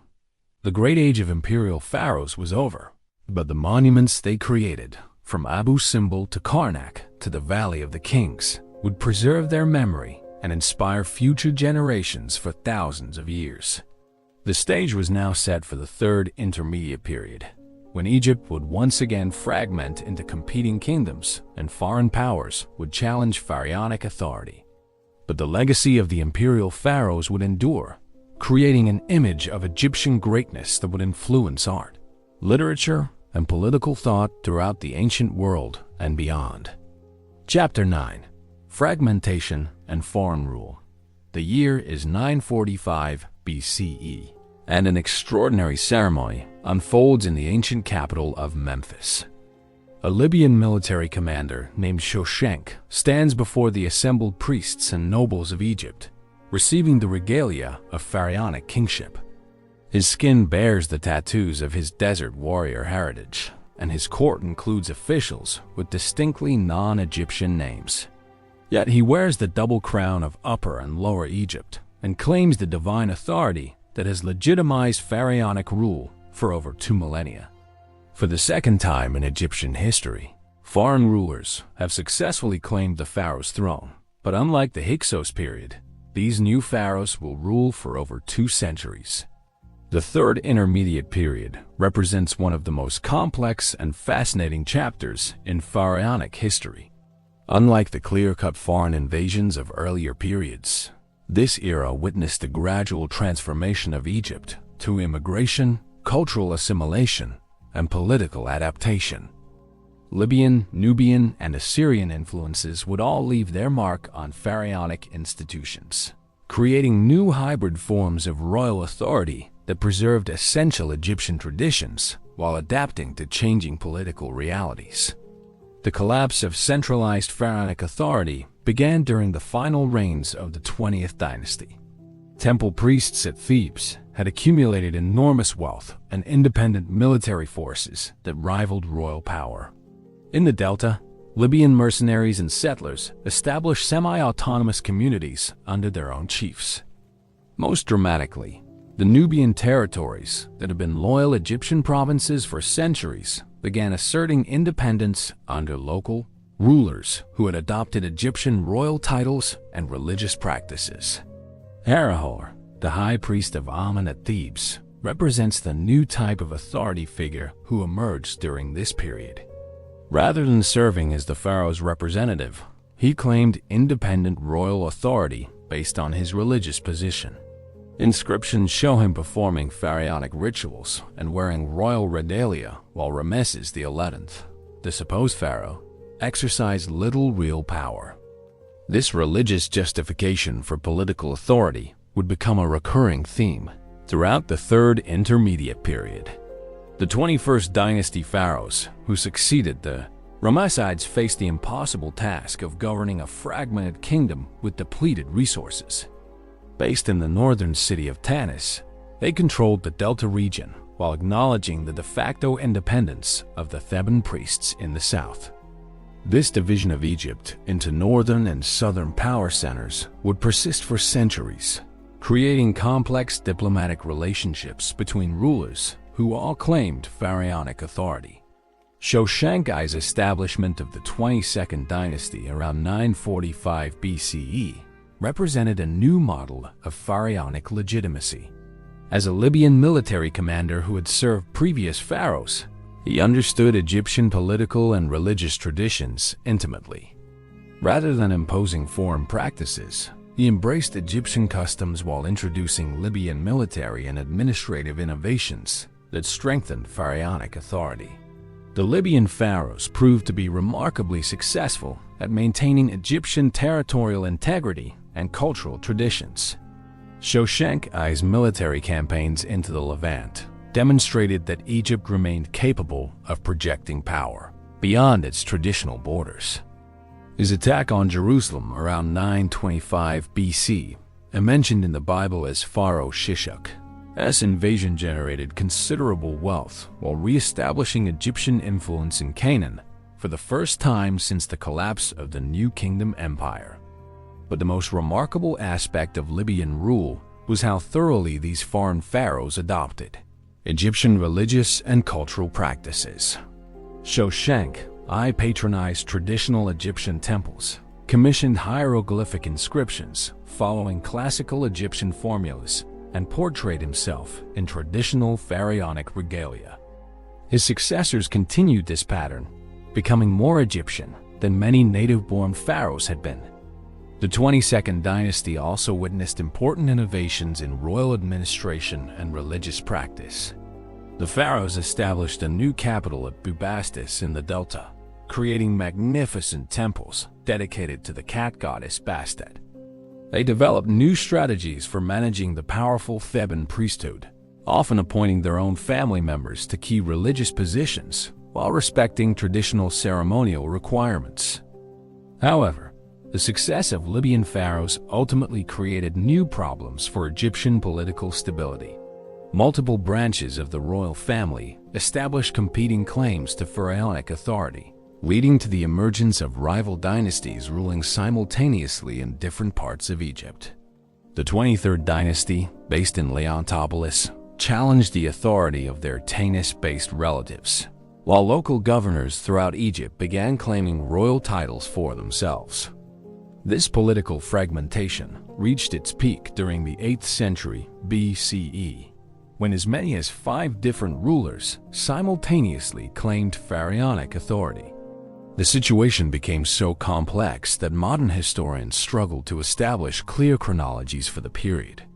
Each ruler controlled limited territory, but maintained the full apparatus of pharaonic kingship, complete with royal titularies, religious ceremonies, and diplomatic relations with foreign powers. Into this chaotic situation emerged the most unexpected players of all, the Nubian pharaohs. The 25th dynasty, ruling from their capital at Napata near the Fourth Cataract in Sudan, claimed to be the legitimate heirs of ancient Egyptian pharaonic traditions. Their kings Alara, Kashta, Pi, Shabako, Shabitko, and Taharko would rule Egypt for nearly a century and create some of the period's most impressive monuments. The Nubian conquest of Egypt around 750 BCE, represented a remarkable historical irony. These African pharaohs claimed that they were restoring authentic Egyptian religious and cultural practices that had been corrupted by centuries of foreign influence and political chaos. King Pi's victory inscription describes his conquest as a religious mission to restore proper worship of Amun and to re-establish pharaonic authority according to ancient traditions. Pi's military campaign demonstrates the sophisticated capabilities that Nubian pharaohs had developed. His army included cavalry, siege engines, and naval forces that enabled him to systematically conquer Egyptian cities from Thebes to Memphis. The detailed inscriptions describing his conquest reveal a commander who understood both military strategy and Egyptian political psychology. He presented himself not as a foreign conqueror, but as a legitimate pharaoh, restoring order to a chaotic kingdom. The Nubian pharaohs proved to be among the most culturally conservative rulers in Egyptian history. They restored ancient religious practices that had been neglected for centuries, renovated temples throughout Egypt and Nubia, and commissioned art and architecture that consciously imitated Old Kingdom and Middle Kingdom styles. Their pyramid tombs at Nuri and El Karu represent the last great age of pyramid construction, over a millennium after the practice had ended in Egypt proper. Taharqa, the most famous Nubian pharaoh, ruled an empire that stretched from central Sudan to the Mediterranean Sea. His reign from 690 to 664 BCE witnessed a remarkable cultural renaissance, with major construction projects at Karnak, Memphis, and numerous Nubian sites.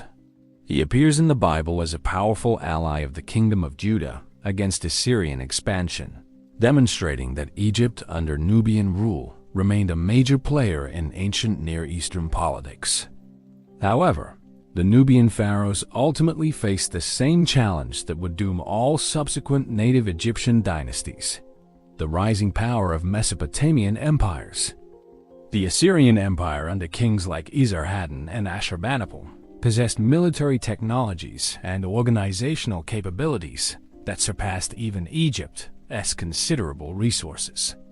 The Assyrian conquest of Memphis in 671 BCE and Thebes in 663 BCE marked the end of independent pharaonic rule and the beginning of a new era when Egypt would be governed by foreign powers. The retreat of Taharqa to Nubia around 664 BCE marked the end of the 25th dynasty's rule over Egypt. But Nubian pharaohs continued ruling their southern territories for another 1,000 years. The Kingdom of Kush, with capitals at Napata and later Marawi, preserved Egyptian pharaonic traditions long after they had disappeared from Egypt itself, creating a fascinating cultural legacy that connected ancient Egyptian civilization to medieval African kingdoms. The Third Intermediate Period had demonstrated both the resilience and the adaptability of pharaonic institutions. Foreign rulers, Libyan, Nubian, and eventually Assyrian, had all found it necessary to adopt Egyptian royal traditions in order to legitimize their authority. The pharaonic model of divine kingship had proven capable of absorbing diverse cultural influences while maintaining its essential character. But the period had also revealed the growing challenges that faced any pharaoh attempting to maintain Egyptian independence in an increasingly interconnected ancient world. The technological and organizational advantages that had made Egypt the ancient world's first superpower were being matched and surpassed by newer empires with different strengths. The stage was set for the final chapters of pharaonic history, when native Egyptian rulers would make one last attempt to restore their kingdom's independence and greatness. Chapter 10. The Last Native Pharaohs.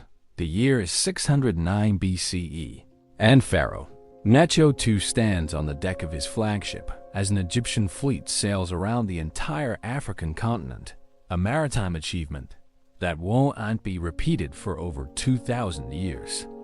This extraordinary voyage, commissioned by a pharaoh who dreamed of restoring Egypt's ancient greatness, represents both the ambition and the ultimate futility of the Sayyid dynasty's attempt to rebuild Egyptian power in a world increasingly dominated by vast Persian and Greek empires.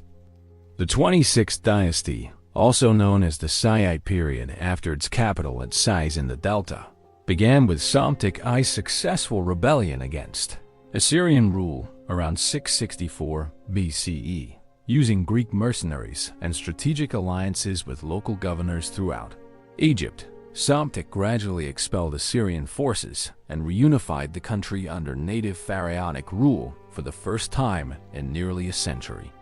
His 44-year reign would establish the longest period of Egyptian independence between the Nubian conquest and the arrival of Alexander the Great. But the Egypt that Psamtik I reunified was fundamentally different from the empire of Ramesses II, or even the fragmented kingdom of the Third Intermediate period. Greek merchants had established permanent trading posts throughout the Delta, bringing new technologies, artistic styles, and political ideas that would gradually transform Egyptian culture. Phoenician, Jewish, and Aramean communities had settled in major Egyptian cities, creating cosmopolitan populations that challenged traditional Egyptian xenophobia. Most significantly, the pharaohs of the Sayyid dynasty understood that Egyptian independence depended on careful navigation between the competing great powers of the ancient world. Rather than attempting to rebuild the territorial empire of the new kingdom, they focused on diplomatic alliance building, commercial expansion, and military innovation that would allow Egypt to survive in an increasingly dangerous international environment. Psamtik I's military reforms demonstrate the pragmatic adaptation that characterized Sayyid pharaohs.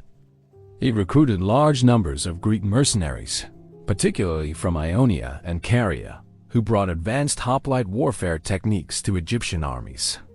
These foreign soldiers were settled in military colonies throughout Egypt, where they intermarried with local populations and created hybrid Greek-Egyptian communities. The pharaoh also invested heavily in naval development, recognizing that Egypt's future security depended on controlling Mediterranean trade routes. The cultural policies of Sayyid pharaohs reveal their sophisticated understanding of the relationship between tradition and innovation. Rather than simply imitating foreign practices, they consciously promoted an Egyptian Renaissance that looked back to the artistic and religious achievements of the Old and Middle Kingdoms. Sayyid artists created sculptures and reliefs that deliberately imitated archaic Egyptian styles, while priests compiled and preserved ancient religious texts that might otherwise have been lost. This conscious archaism served important political purposes. By emphasizing their connection to Egypt's ancient traditions, Sayyid pharaohs differentiated themselves from the foreign rulers who had dominated Egypt for centuries. They presented themselves as the restorers of authentic Egyptian civilization, even while adopting foreign military and commercial practices that were essential for survival in the contemporary world.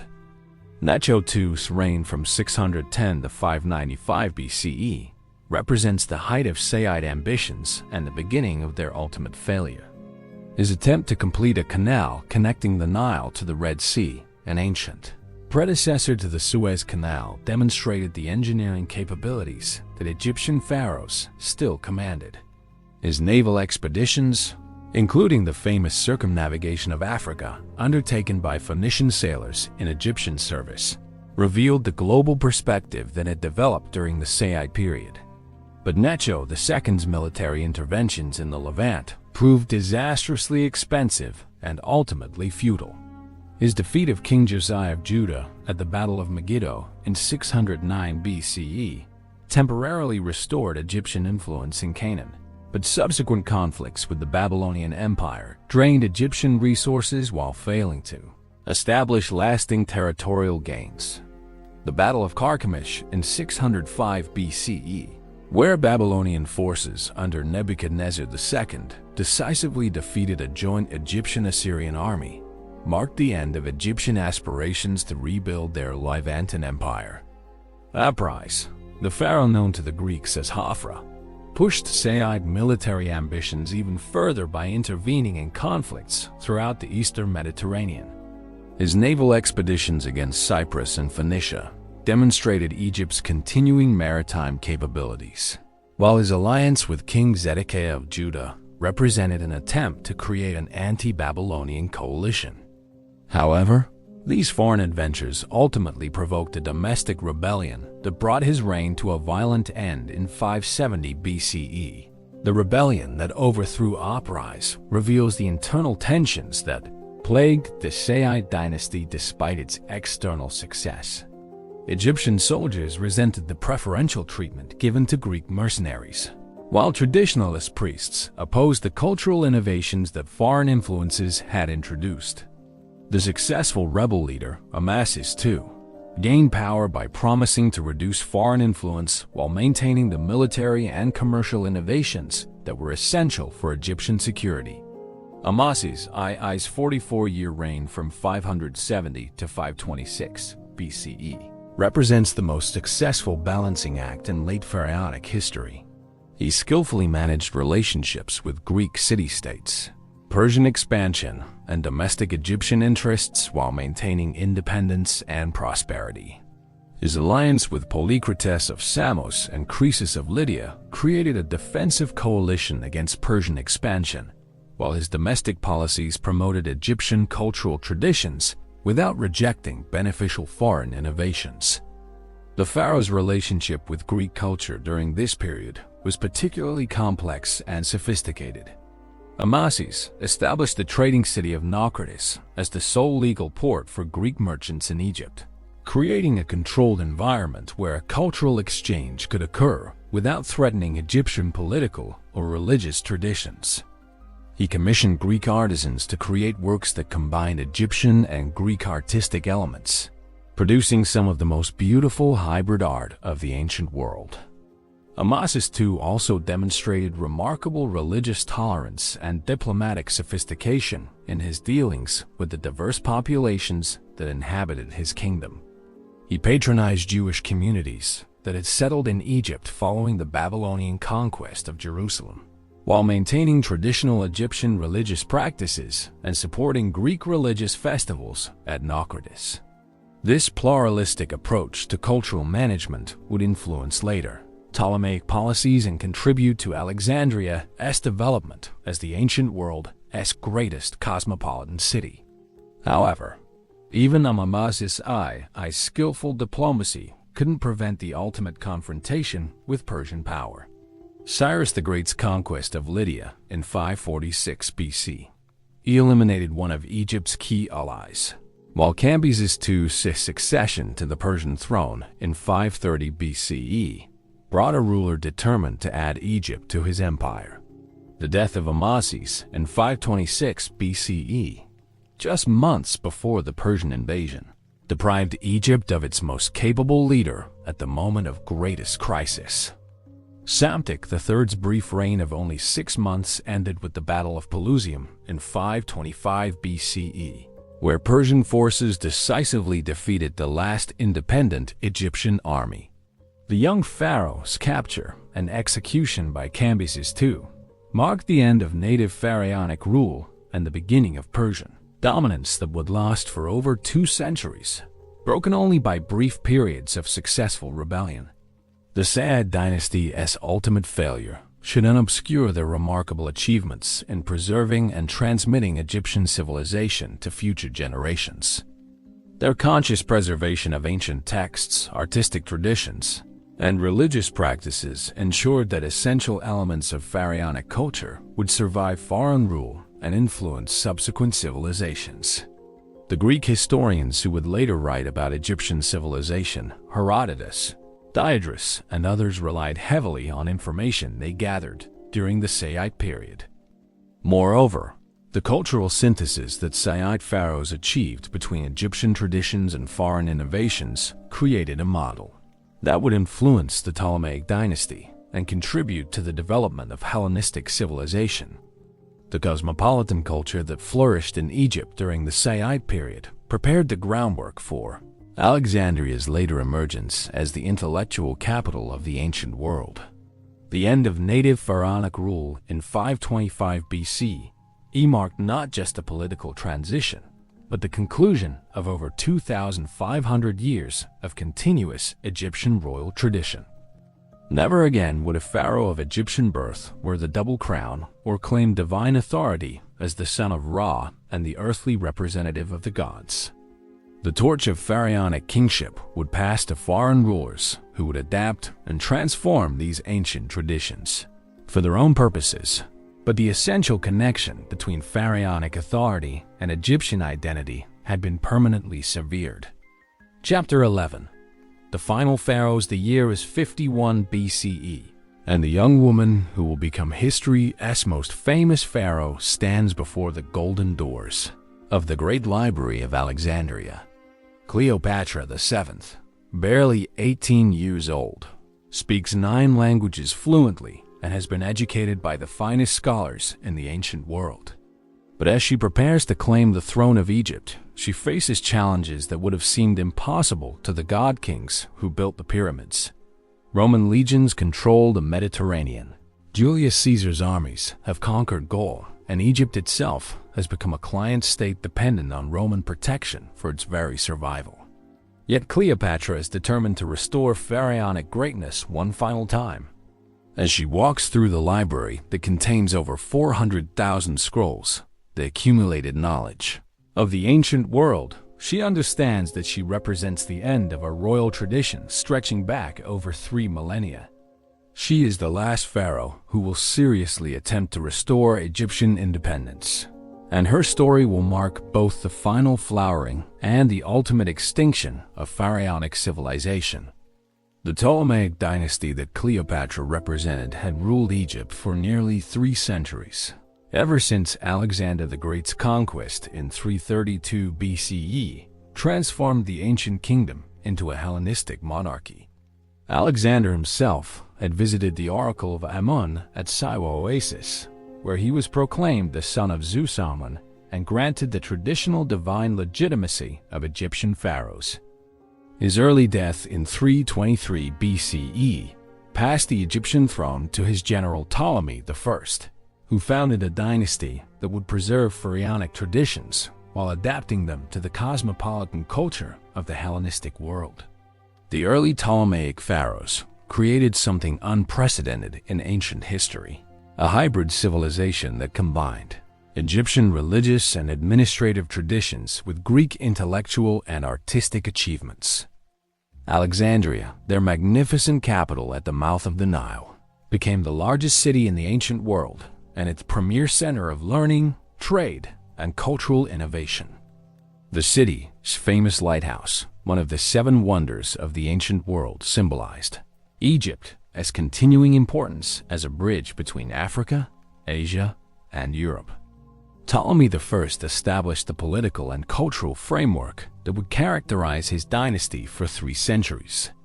Unlike previous foreign rulers of Egypt, the Ptolemies didn't attempt to become Egyptian. Instead, they created a parallel Greek monarchy that coexisted with traditional Egyptian pharaonic institutions. They maintained Egyptian temples and priesthoods while building Greek gymnasia and theaters. They commissioned hieroglyphic inscriptions proclaiming their divine kingship while conducting court business in Greek and following Hellenistic ceremonial protocols. This cultural dualism was most evident in the dynasty's religious practices. The Ptolemies served as traditional pharaohs in Egyptian temples, performing ancient rituals and commissioning religious art that followed pharaonic conventions. Simultaneously, they patronized Greek cults and philosophical schools, making Alexandria a center of intellectual innovation that produced mathematicians like Euclid, geographers like Eratosthenes, and scientists like Archimedes. The famous Rosetta Stone, created during the reign of Ptolemy V around 196 BCE, perfectly exemplifies this cultural synthesis. The same royal decree appears in hieroglyphic Egyptian, Demotic Egyptian, and Greek, demonstrating how the Ptolemies needed to communicate with different populations using different cultural languages. The stone would later provide the key that allowed modern scholars to decipher hieroglyphic writing and unlock the secrets of ancient Egyptian civilization. Ptolemy II Philadelphus pushed the dynasty's cultural ambitions to their greatest heights during his 38-year reign from 285 to 246 BC.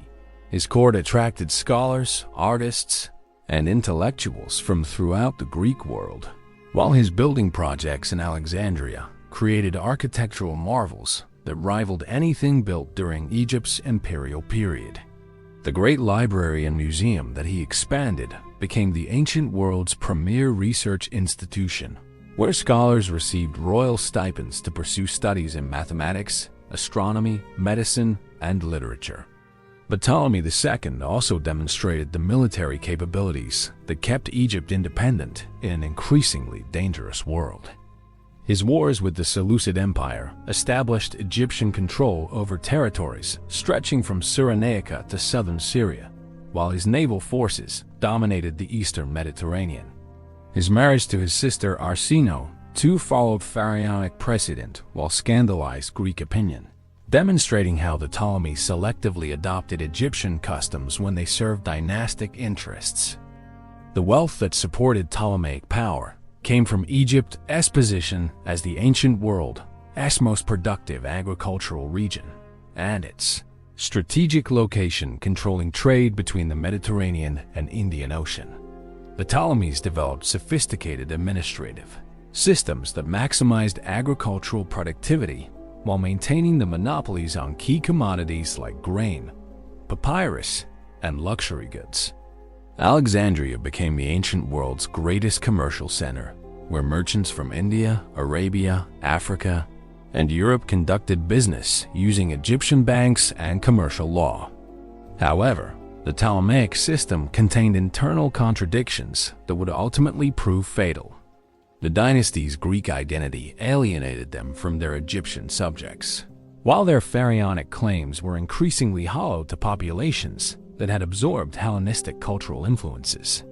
Native Egyptian revolts during the 2nd and 1st centuries BCE revealed the growing tensions between the Ptolemaic court and the Egyptian priesthood and populace.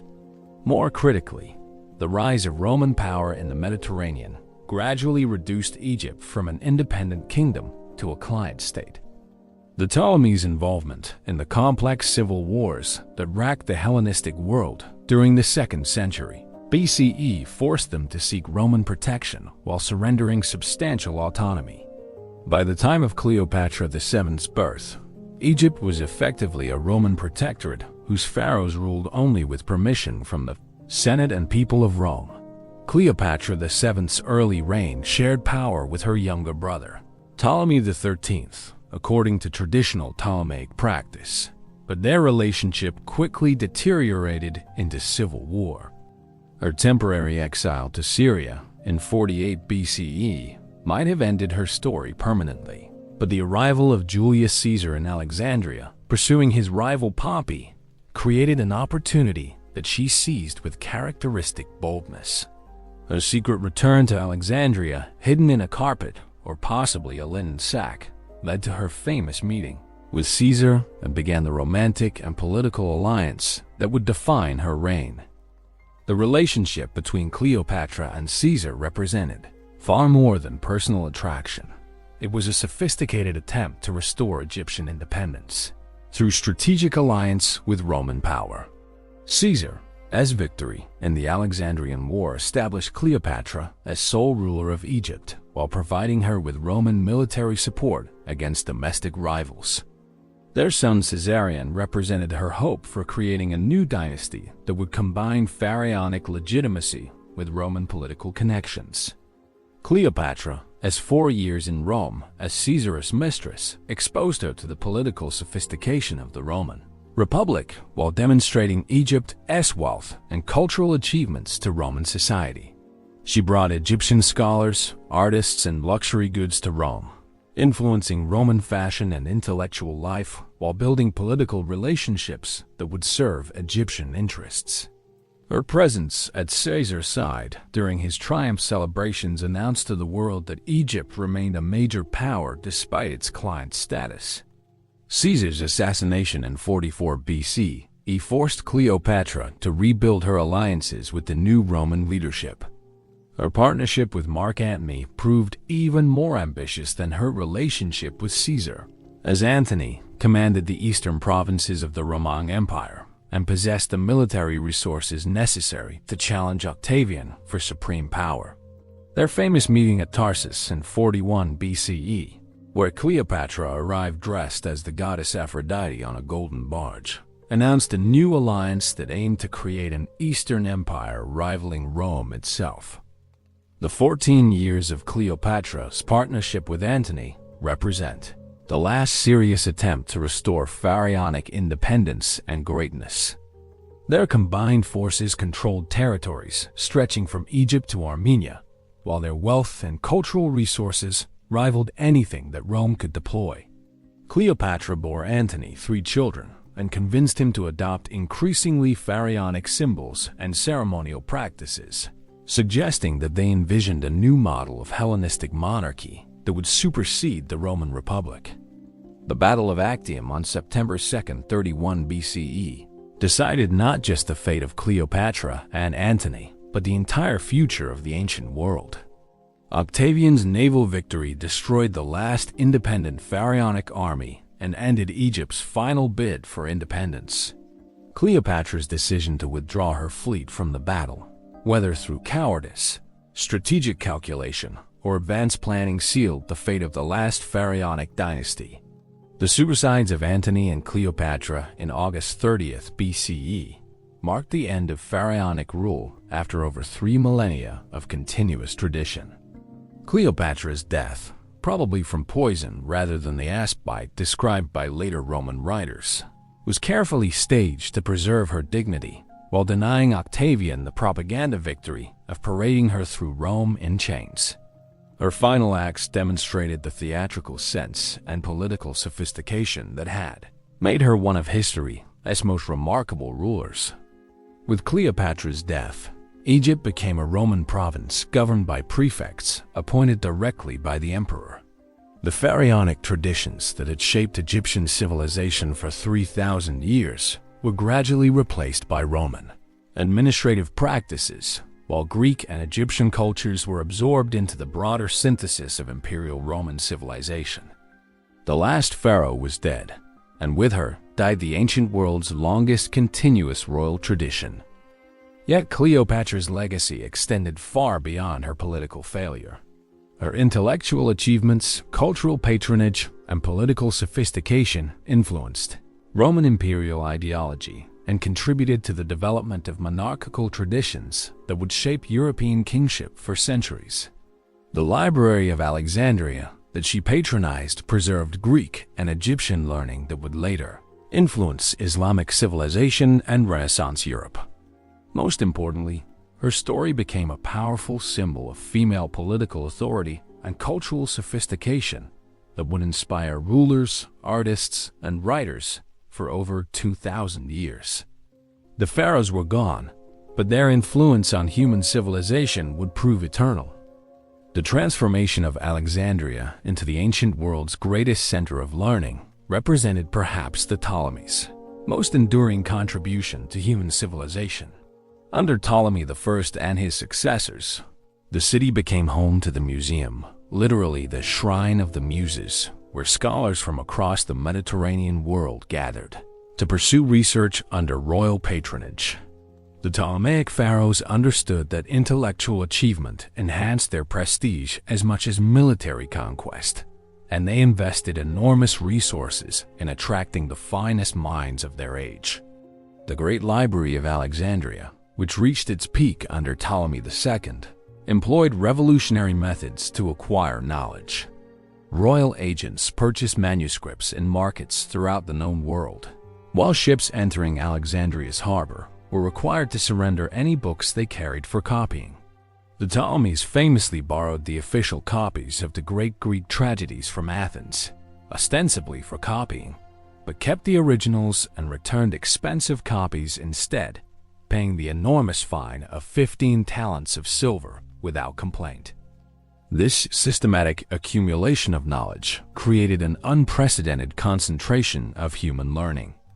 The library's collection included not just Greek literature and philosophy, but also Egyptian religious texts, Babylonian astronomical records, Persian administrative documents, and Jewish scriptures. Scholars working in Alexandria had access to a breadth of source material that would not be equaled again until the development of modern research libraries in the 19th century. The scientific achievements that emerged from this intellectual environment were truly remarkable. Eratosthenes calculated the Earth's circumference with extraordinary accuracy, using nothing more than shadow measurements and geometric reasoning. Aristarchus proposed that the Earth revolved around the sun, a heliocentric theory that wouldn't be accepted in Europe for another 18 centuries. Hipparchus created the first comprehensive star catalogue and discovered the precession of the equinoxes. Hero invented the first known steam engine, though it remained a curiosity rather than a practical power source. Medical research in Ptolemaic Alexandria pushed the boundaries of ancient knowledge through systematic dissection of human corpses. A practice forbidden in most ancient cultures, but permitted under Ptolemaic law. Eratosthenes discovered the function of the nervous system and distinguished between sensory and motor nerves, while Erasistratus described the circulatory system with remarkable accuracy. Their anatomical discoveries wouldn't be matched in European medicine until the Renaissance. The mathematical achievements of Ptolemaic scholars established foundations that still influence modern education. Euclid's Elements, written in Alexandria around 300 BCE, remained the standard geometry textbook for over 2,000 years. Apollonius developed the mathematical theory of conic sections that would later prove essential for understanding planetary motion. Archimedes, though based in Syracuse, frequently corresponded with Alexandrian mathematicians and may have studied there during his youth. But perhaps the most significant intellectual achievement of Ptolemaic Alexandria was the development of critical scholarship and textual analysis. Alexandrian scholars created the first systematic commentaries on classical texts, established principles for determining authentic versus spurious works, and developed the critical apparatus that modern scholars still use to analyze ancient literature. Their work preserved not just the texts themselves, but also sophisticated interpretative traditions that enriched understanding of classical culture. The cultural fusion that characterized Ptolemaic Egypt extended far beyond the royal court and scholarly institutions. In the countryside, Greek settlers intermarried with Egyptian families, creating communities that combine Hellenic and Pharaonic traditions in everyday life. Temples built during this period feature architectural elements that blend Greek columns with Egyptian hieroglyphic decoration, while religious practices incorporated Greek mystery cults alongside traditional Egyptian rituals. The famous Fayum mummy portraits, painted during the later Ptolemaic and early Roman periods, perfectly capture this cultural synthesis. These remarkably lifelike paintings show individuals with mixed Greek and Egyptian features, dressed in Roman-style clothing, but prepared for burial according to ancient Egyptian religious traditions. The portraits represent some of the finest examples of ancient painting to survive, demonstrating the artistic achievements that flourished under Ptolemaic patronage. Economic innovation was another hallmark of Ptolemaic rule. The pharaohs developed sophisticated banking systems that facilitated trade throughout the Mediterranean world, while their agricultural reforms increased Egypt's productivity to unprecedented levels. The Ptolemies introduced new crops from Asia and Africa, created irrigation systems that brought marginal lands under cultivation, and established quality controls that made Egyptian grain the most sought-after commodity in ancient markets. The Ptolemaic military represented a fascinating blend of traditional Egyptian, Hellenistic Greek, and innovative technologies adapted from throughout the ancient world. War elephants imported from Africa served alongside Greek phalanxes and Egyptian archers, while the Ptolemaic navy incorporated ship designs borrowed from Phoenician, Rhodes, and Roman sources. The siege engines developed by Ptolemaic engineers were among the most advanced in the ancient world, capable of breaching fortifications that had previously been considered impregnable. Women enjoyed greater political and economic freedom under Ptolemaic rule than in most ancient societies. Queen Arsinoe II wielded independent political authority and was worshipped as a goddess in her own right, while numerous surviving papyri document women owning property, conducting business, and participating in legal proceedings. This tradition of female empowerment reached its culmination with Cleopatra VII, whose political sophistication and intellectual achievements set her apart from most rulers of any gender in the ancient world. The religious policies of Ptolemaic pharaohs created a uniquely tolerant and inclusive environment that attracted diverse populations to Egypt. Jewish communities flourished under Ptolemaic protection, producing the Septuagint, the first Greek translation of the Hebrew Bible, in Alexandria during the 3rd century BCE. Greek religious festivals were celebrated alongside Egyptian holy days, while new syncretic deities like Serapis combined Egyptian and Greek divine attributes in ways that appealed to cosmopolitan populations. This religious tolerance served practical political purposes by legitimizing Ptolemaic rule among Egypt's diverse population groups. The pharaohs presented themselves as traditional Egyptian god-kings to their native subjects, while functioning as Hellenistic monarchs for their Greek communities.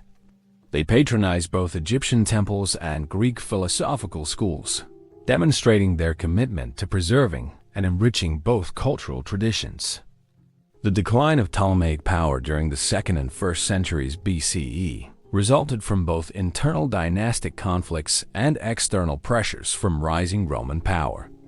Succession disputes became increasingly violent as rival claimants sought Roman support, while native Egyptian revolts reflected growing dissatisfaction with Greek domination.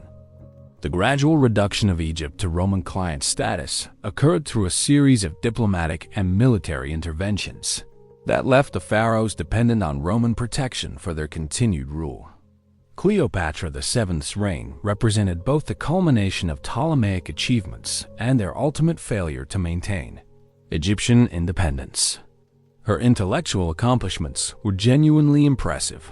She was the first Ptolemaic pharaoh to learn Egyptian in addition to Greek, and her linguistic abilities allowed her to communicate directly with diplomats from throughout the ancient world. Her economic policies successfully maintained Egypt's prosperity despite increasing Roman interference, while her cultural patronage continued the Ptolemaic tradition of supporting artistic and scholarly achievement. The tragic end of the Ptolemaic dynasty with Cleopatra's suicide in 30 BCE marked not just the fall of a royal house, but the conclusion of an extraordinary experiment in cultural synthesis. For 3 centuries, the Ptolemies had demonstrated that pharaonic traditions could adapt to changing circumstances while preserving their essential character. Their achievement in creating a cosmopolitan civilization that honored both Egyptian and Greek heritage provided a model for cultural integration that would influence later civilizations throughout the Mediterranean world and beyond. Conclusion: the eternal legacy of the god-kings. As the last echoes of Cleopatra's reign fade into history, we find ourselves standing at the end of humanity's longest continuous royal tradition. For over 3 millennia, from Narmer's unification around 3100 BCE to Cleopatra's death in 30 BCE, the pharaohs of Egypt commanded the Nile Valley as living gods, divine intermediaries between the human and celestial realms. Their story encompasses the rise and fall of the world's first nation-state, the construction of monuments that still inspire awe today, and the development of political, religious, and cultural innovations that would influence civilization for thousands of years. The pharaohs created something unprecedented in human history: the concept of divine kingship as the foundation of political order. While other ancient civilizations struggled with questions of political legitimacy and succession, Egypt solved these problems by making their king a god. This theological innovation provided the stability necessary for sustained cultural achievement and territorial expansion, allowing Egyptian civilization to flourish while contemporary societies collapsed into chaos. But the pharaonic legacy extends far beyond political innovation. These god-kings were responsible for humanity's first great architectural achievements, from the step pyramid of Djoser to the Great Pyramid of Khufu to the magnificent temples of Karnak and Abu Simbel. They commissioned the world's first known works of literature, from the pyramid texts to the Tale of Sinna to the philosophical reflections of the Middle Kingdom. They developed administrative systems, legal codes, and diplomatic practices that would influence governance throughout the ancient world. Perhaps most remarkably, the pharaohs created a civilization that successfully adapted to changing circumstances while maintaining its essential character. The divine kingship that began with Narmer proved flexible enough to accommodate female rulers like Hatshepsut and Cleopatra, foreign dynasties like the Hyksos and Ptolemies, and religious revolutionaries like Akhenaten. Each crisis that threatened Egyptian civilization ultimately strengthened it by forcing innovation while preserving core traditions. The pharaohs' greatest achievement may have been their mastery of collective memory and cultural transmission. Through their monuments, inscriptions, and artistic works, they created a comprehensive record of their civilization that has survived millennia of foreign conquest, religious change, and cultural transformation. The hieroglyphic writing system they developed preserved their voices across vast spans of time, allowing us to hear their own words and understand their worldview with remarkable clarity. Modern archaeology continues to reveal new aspects of pharaonic achievement. Recent discoveries in the Valley of the Kings, ongoing excavations at ancient Memphis and Thebes, and satellite surveys of the Egyptian desert regularly uncover evidence of pharaonic innovation and cultural sophistication. DNA analysis of royal mummies provides insights into family relationships and health conditions, while digital reconstruction of damaged monuments allows us to experience pharaonic architecture as it appeared in its original glory. The influence of pharaonic civilization on subsequent cultures cannot be overstated. Greek historians like Herodotus and Diodorus transmitted Egyptian achievements to European intellectual tradition, while Roman emperors adopted pharaonic symbols and ceremonial practices. Early Christian monasticism developed in the Egyptian desert, influenced by pharaonic concepts of divine kingship and eternal life. Islamic civilization preserved and transmitted Egyptian scientific and mathematical knowledge, while Renaissance Europe rediscovered Egyptian art and architecture through archaeological exploration. The romantic fascination with ancient Egypt that began during the Napoleonic era has never diminished. The discovery of Tutankhamun's tomb in 1922 captured global imagination and established Egyptology as a major field of scholarly research. Hollywood films, popular novels, and museum exhibitions continue to introduce new generations to the achievements of the pharaohs, while archaeological discoveries regularly generate international headlines and television documentaries. But beyond popular fascination, the pharaoh's legacy continues to influence contemporary political thought and cultural expression. Modern concepts of charismatic leadership, ceremonial monarchy, and the relationship between religious authority and political power all bear traces of pharaonic precedent. The architectural achievement of the pyramids remains a symbol of human capability and ambition, while the artistic beauty of pharaonic monuments continues to inspire contemporary artists and designers. Perhaps most profoundly, the pharaohs demonstrated humanity's capacity to create meaning and purpose through collective achievement. Their monuments were not just royal tombs, but statements about human potential and divine aspiration. Their literature explored themes of justice, loyalty, and proper governance that remain relevant to contemporary political discourse. Their religious innovations created concepts of resurrection, eternal judgment, and divine mercy that would influence Judaism, Christianity, and Islam.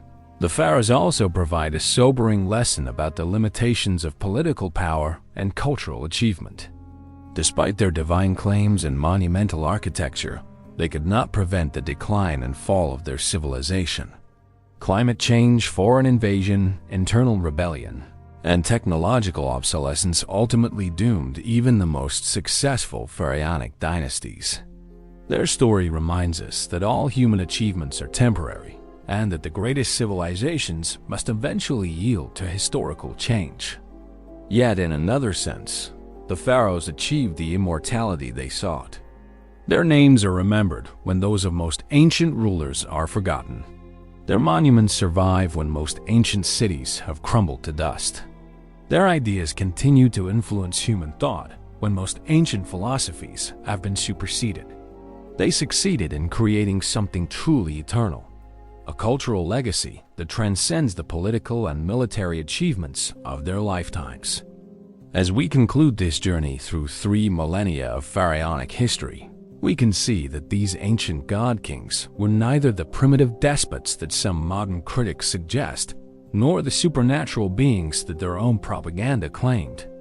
They were human beings who created remarkable achievements through intelligence, determination, and the ability to inspire collective effort toward common goals. Their successes and failures, their innovations and mistakes, their moments of brilliance and periods of decline, all these provide valuable insights into the human condition and the possibilities of civilization. The pharaohs are gone, but their legacy endures in every monument to human achievement, every expression of political authority, and every attempt to create meaning and purpose through collective effort. They remain, as they always intended, eternal residents of human memory and permanent influences on human civilization. In the silence of the desert night, as the stars wheel overhead in the same patterns they observed from their pyramid peaks, the pharaohs continue their eternal journey across the sky, companions of Rhea in the endless cycle of death and rebirth that they believed governed all existence. Their voices echo still in the wind that sweeps across their monuments, reminding us that although kingdoms fall and empires crumble, the greatest human achievements can indeed achieve a form of immortality.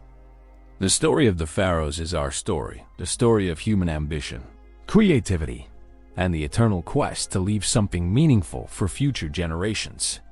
In understanding their achievements and failures, we better understand ourselves and our own place in the great sweep of human history. The god kings of Egypt have completed their earthly journey, but their eternal voyage continues in every heart that remembers their greatness and every mind that seeks to learn from their example.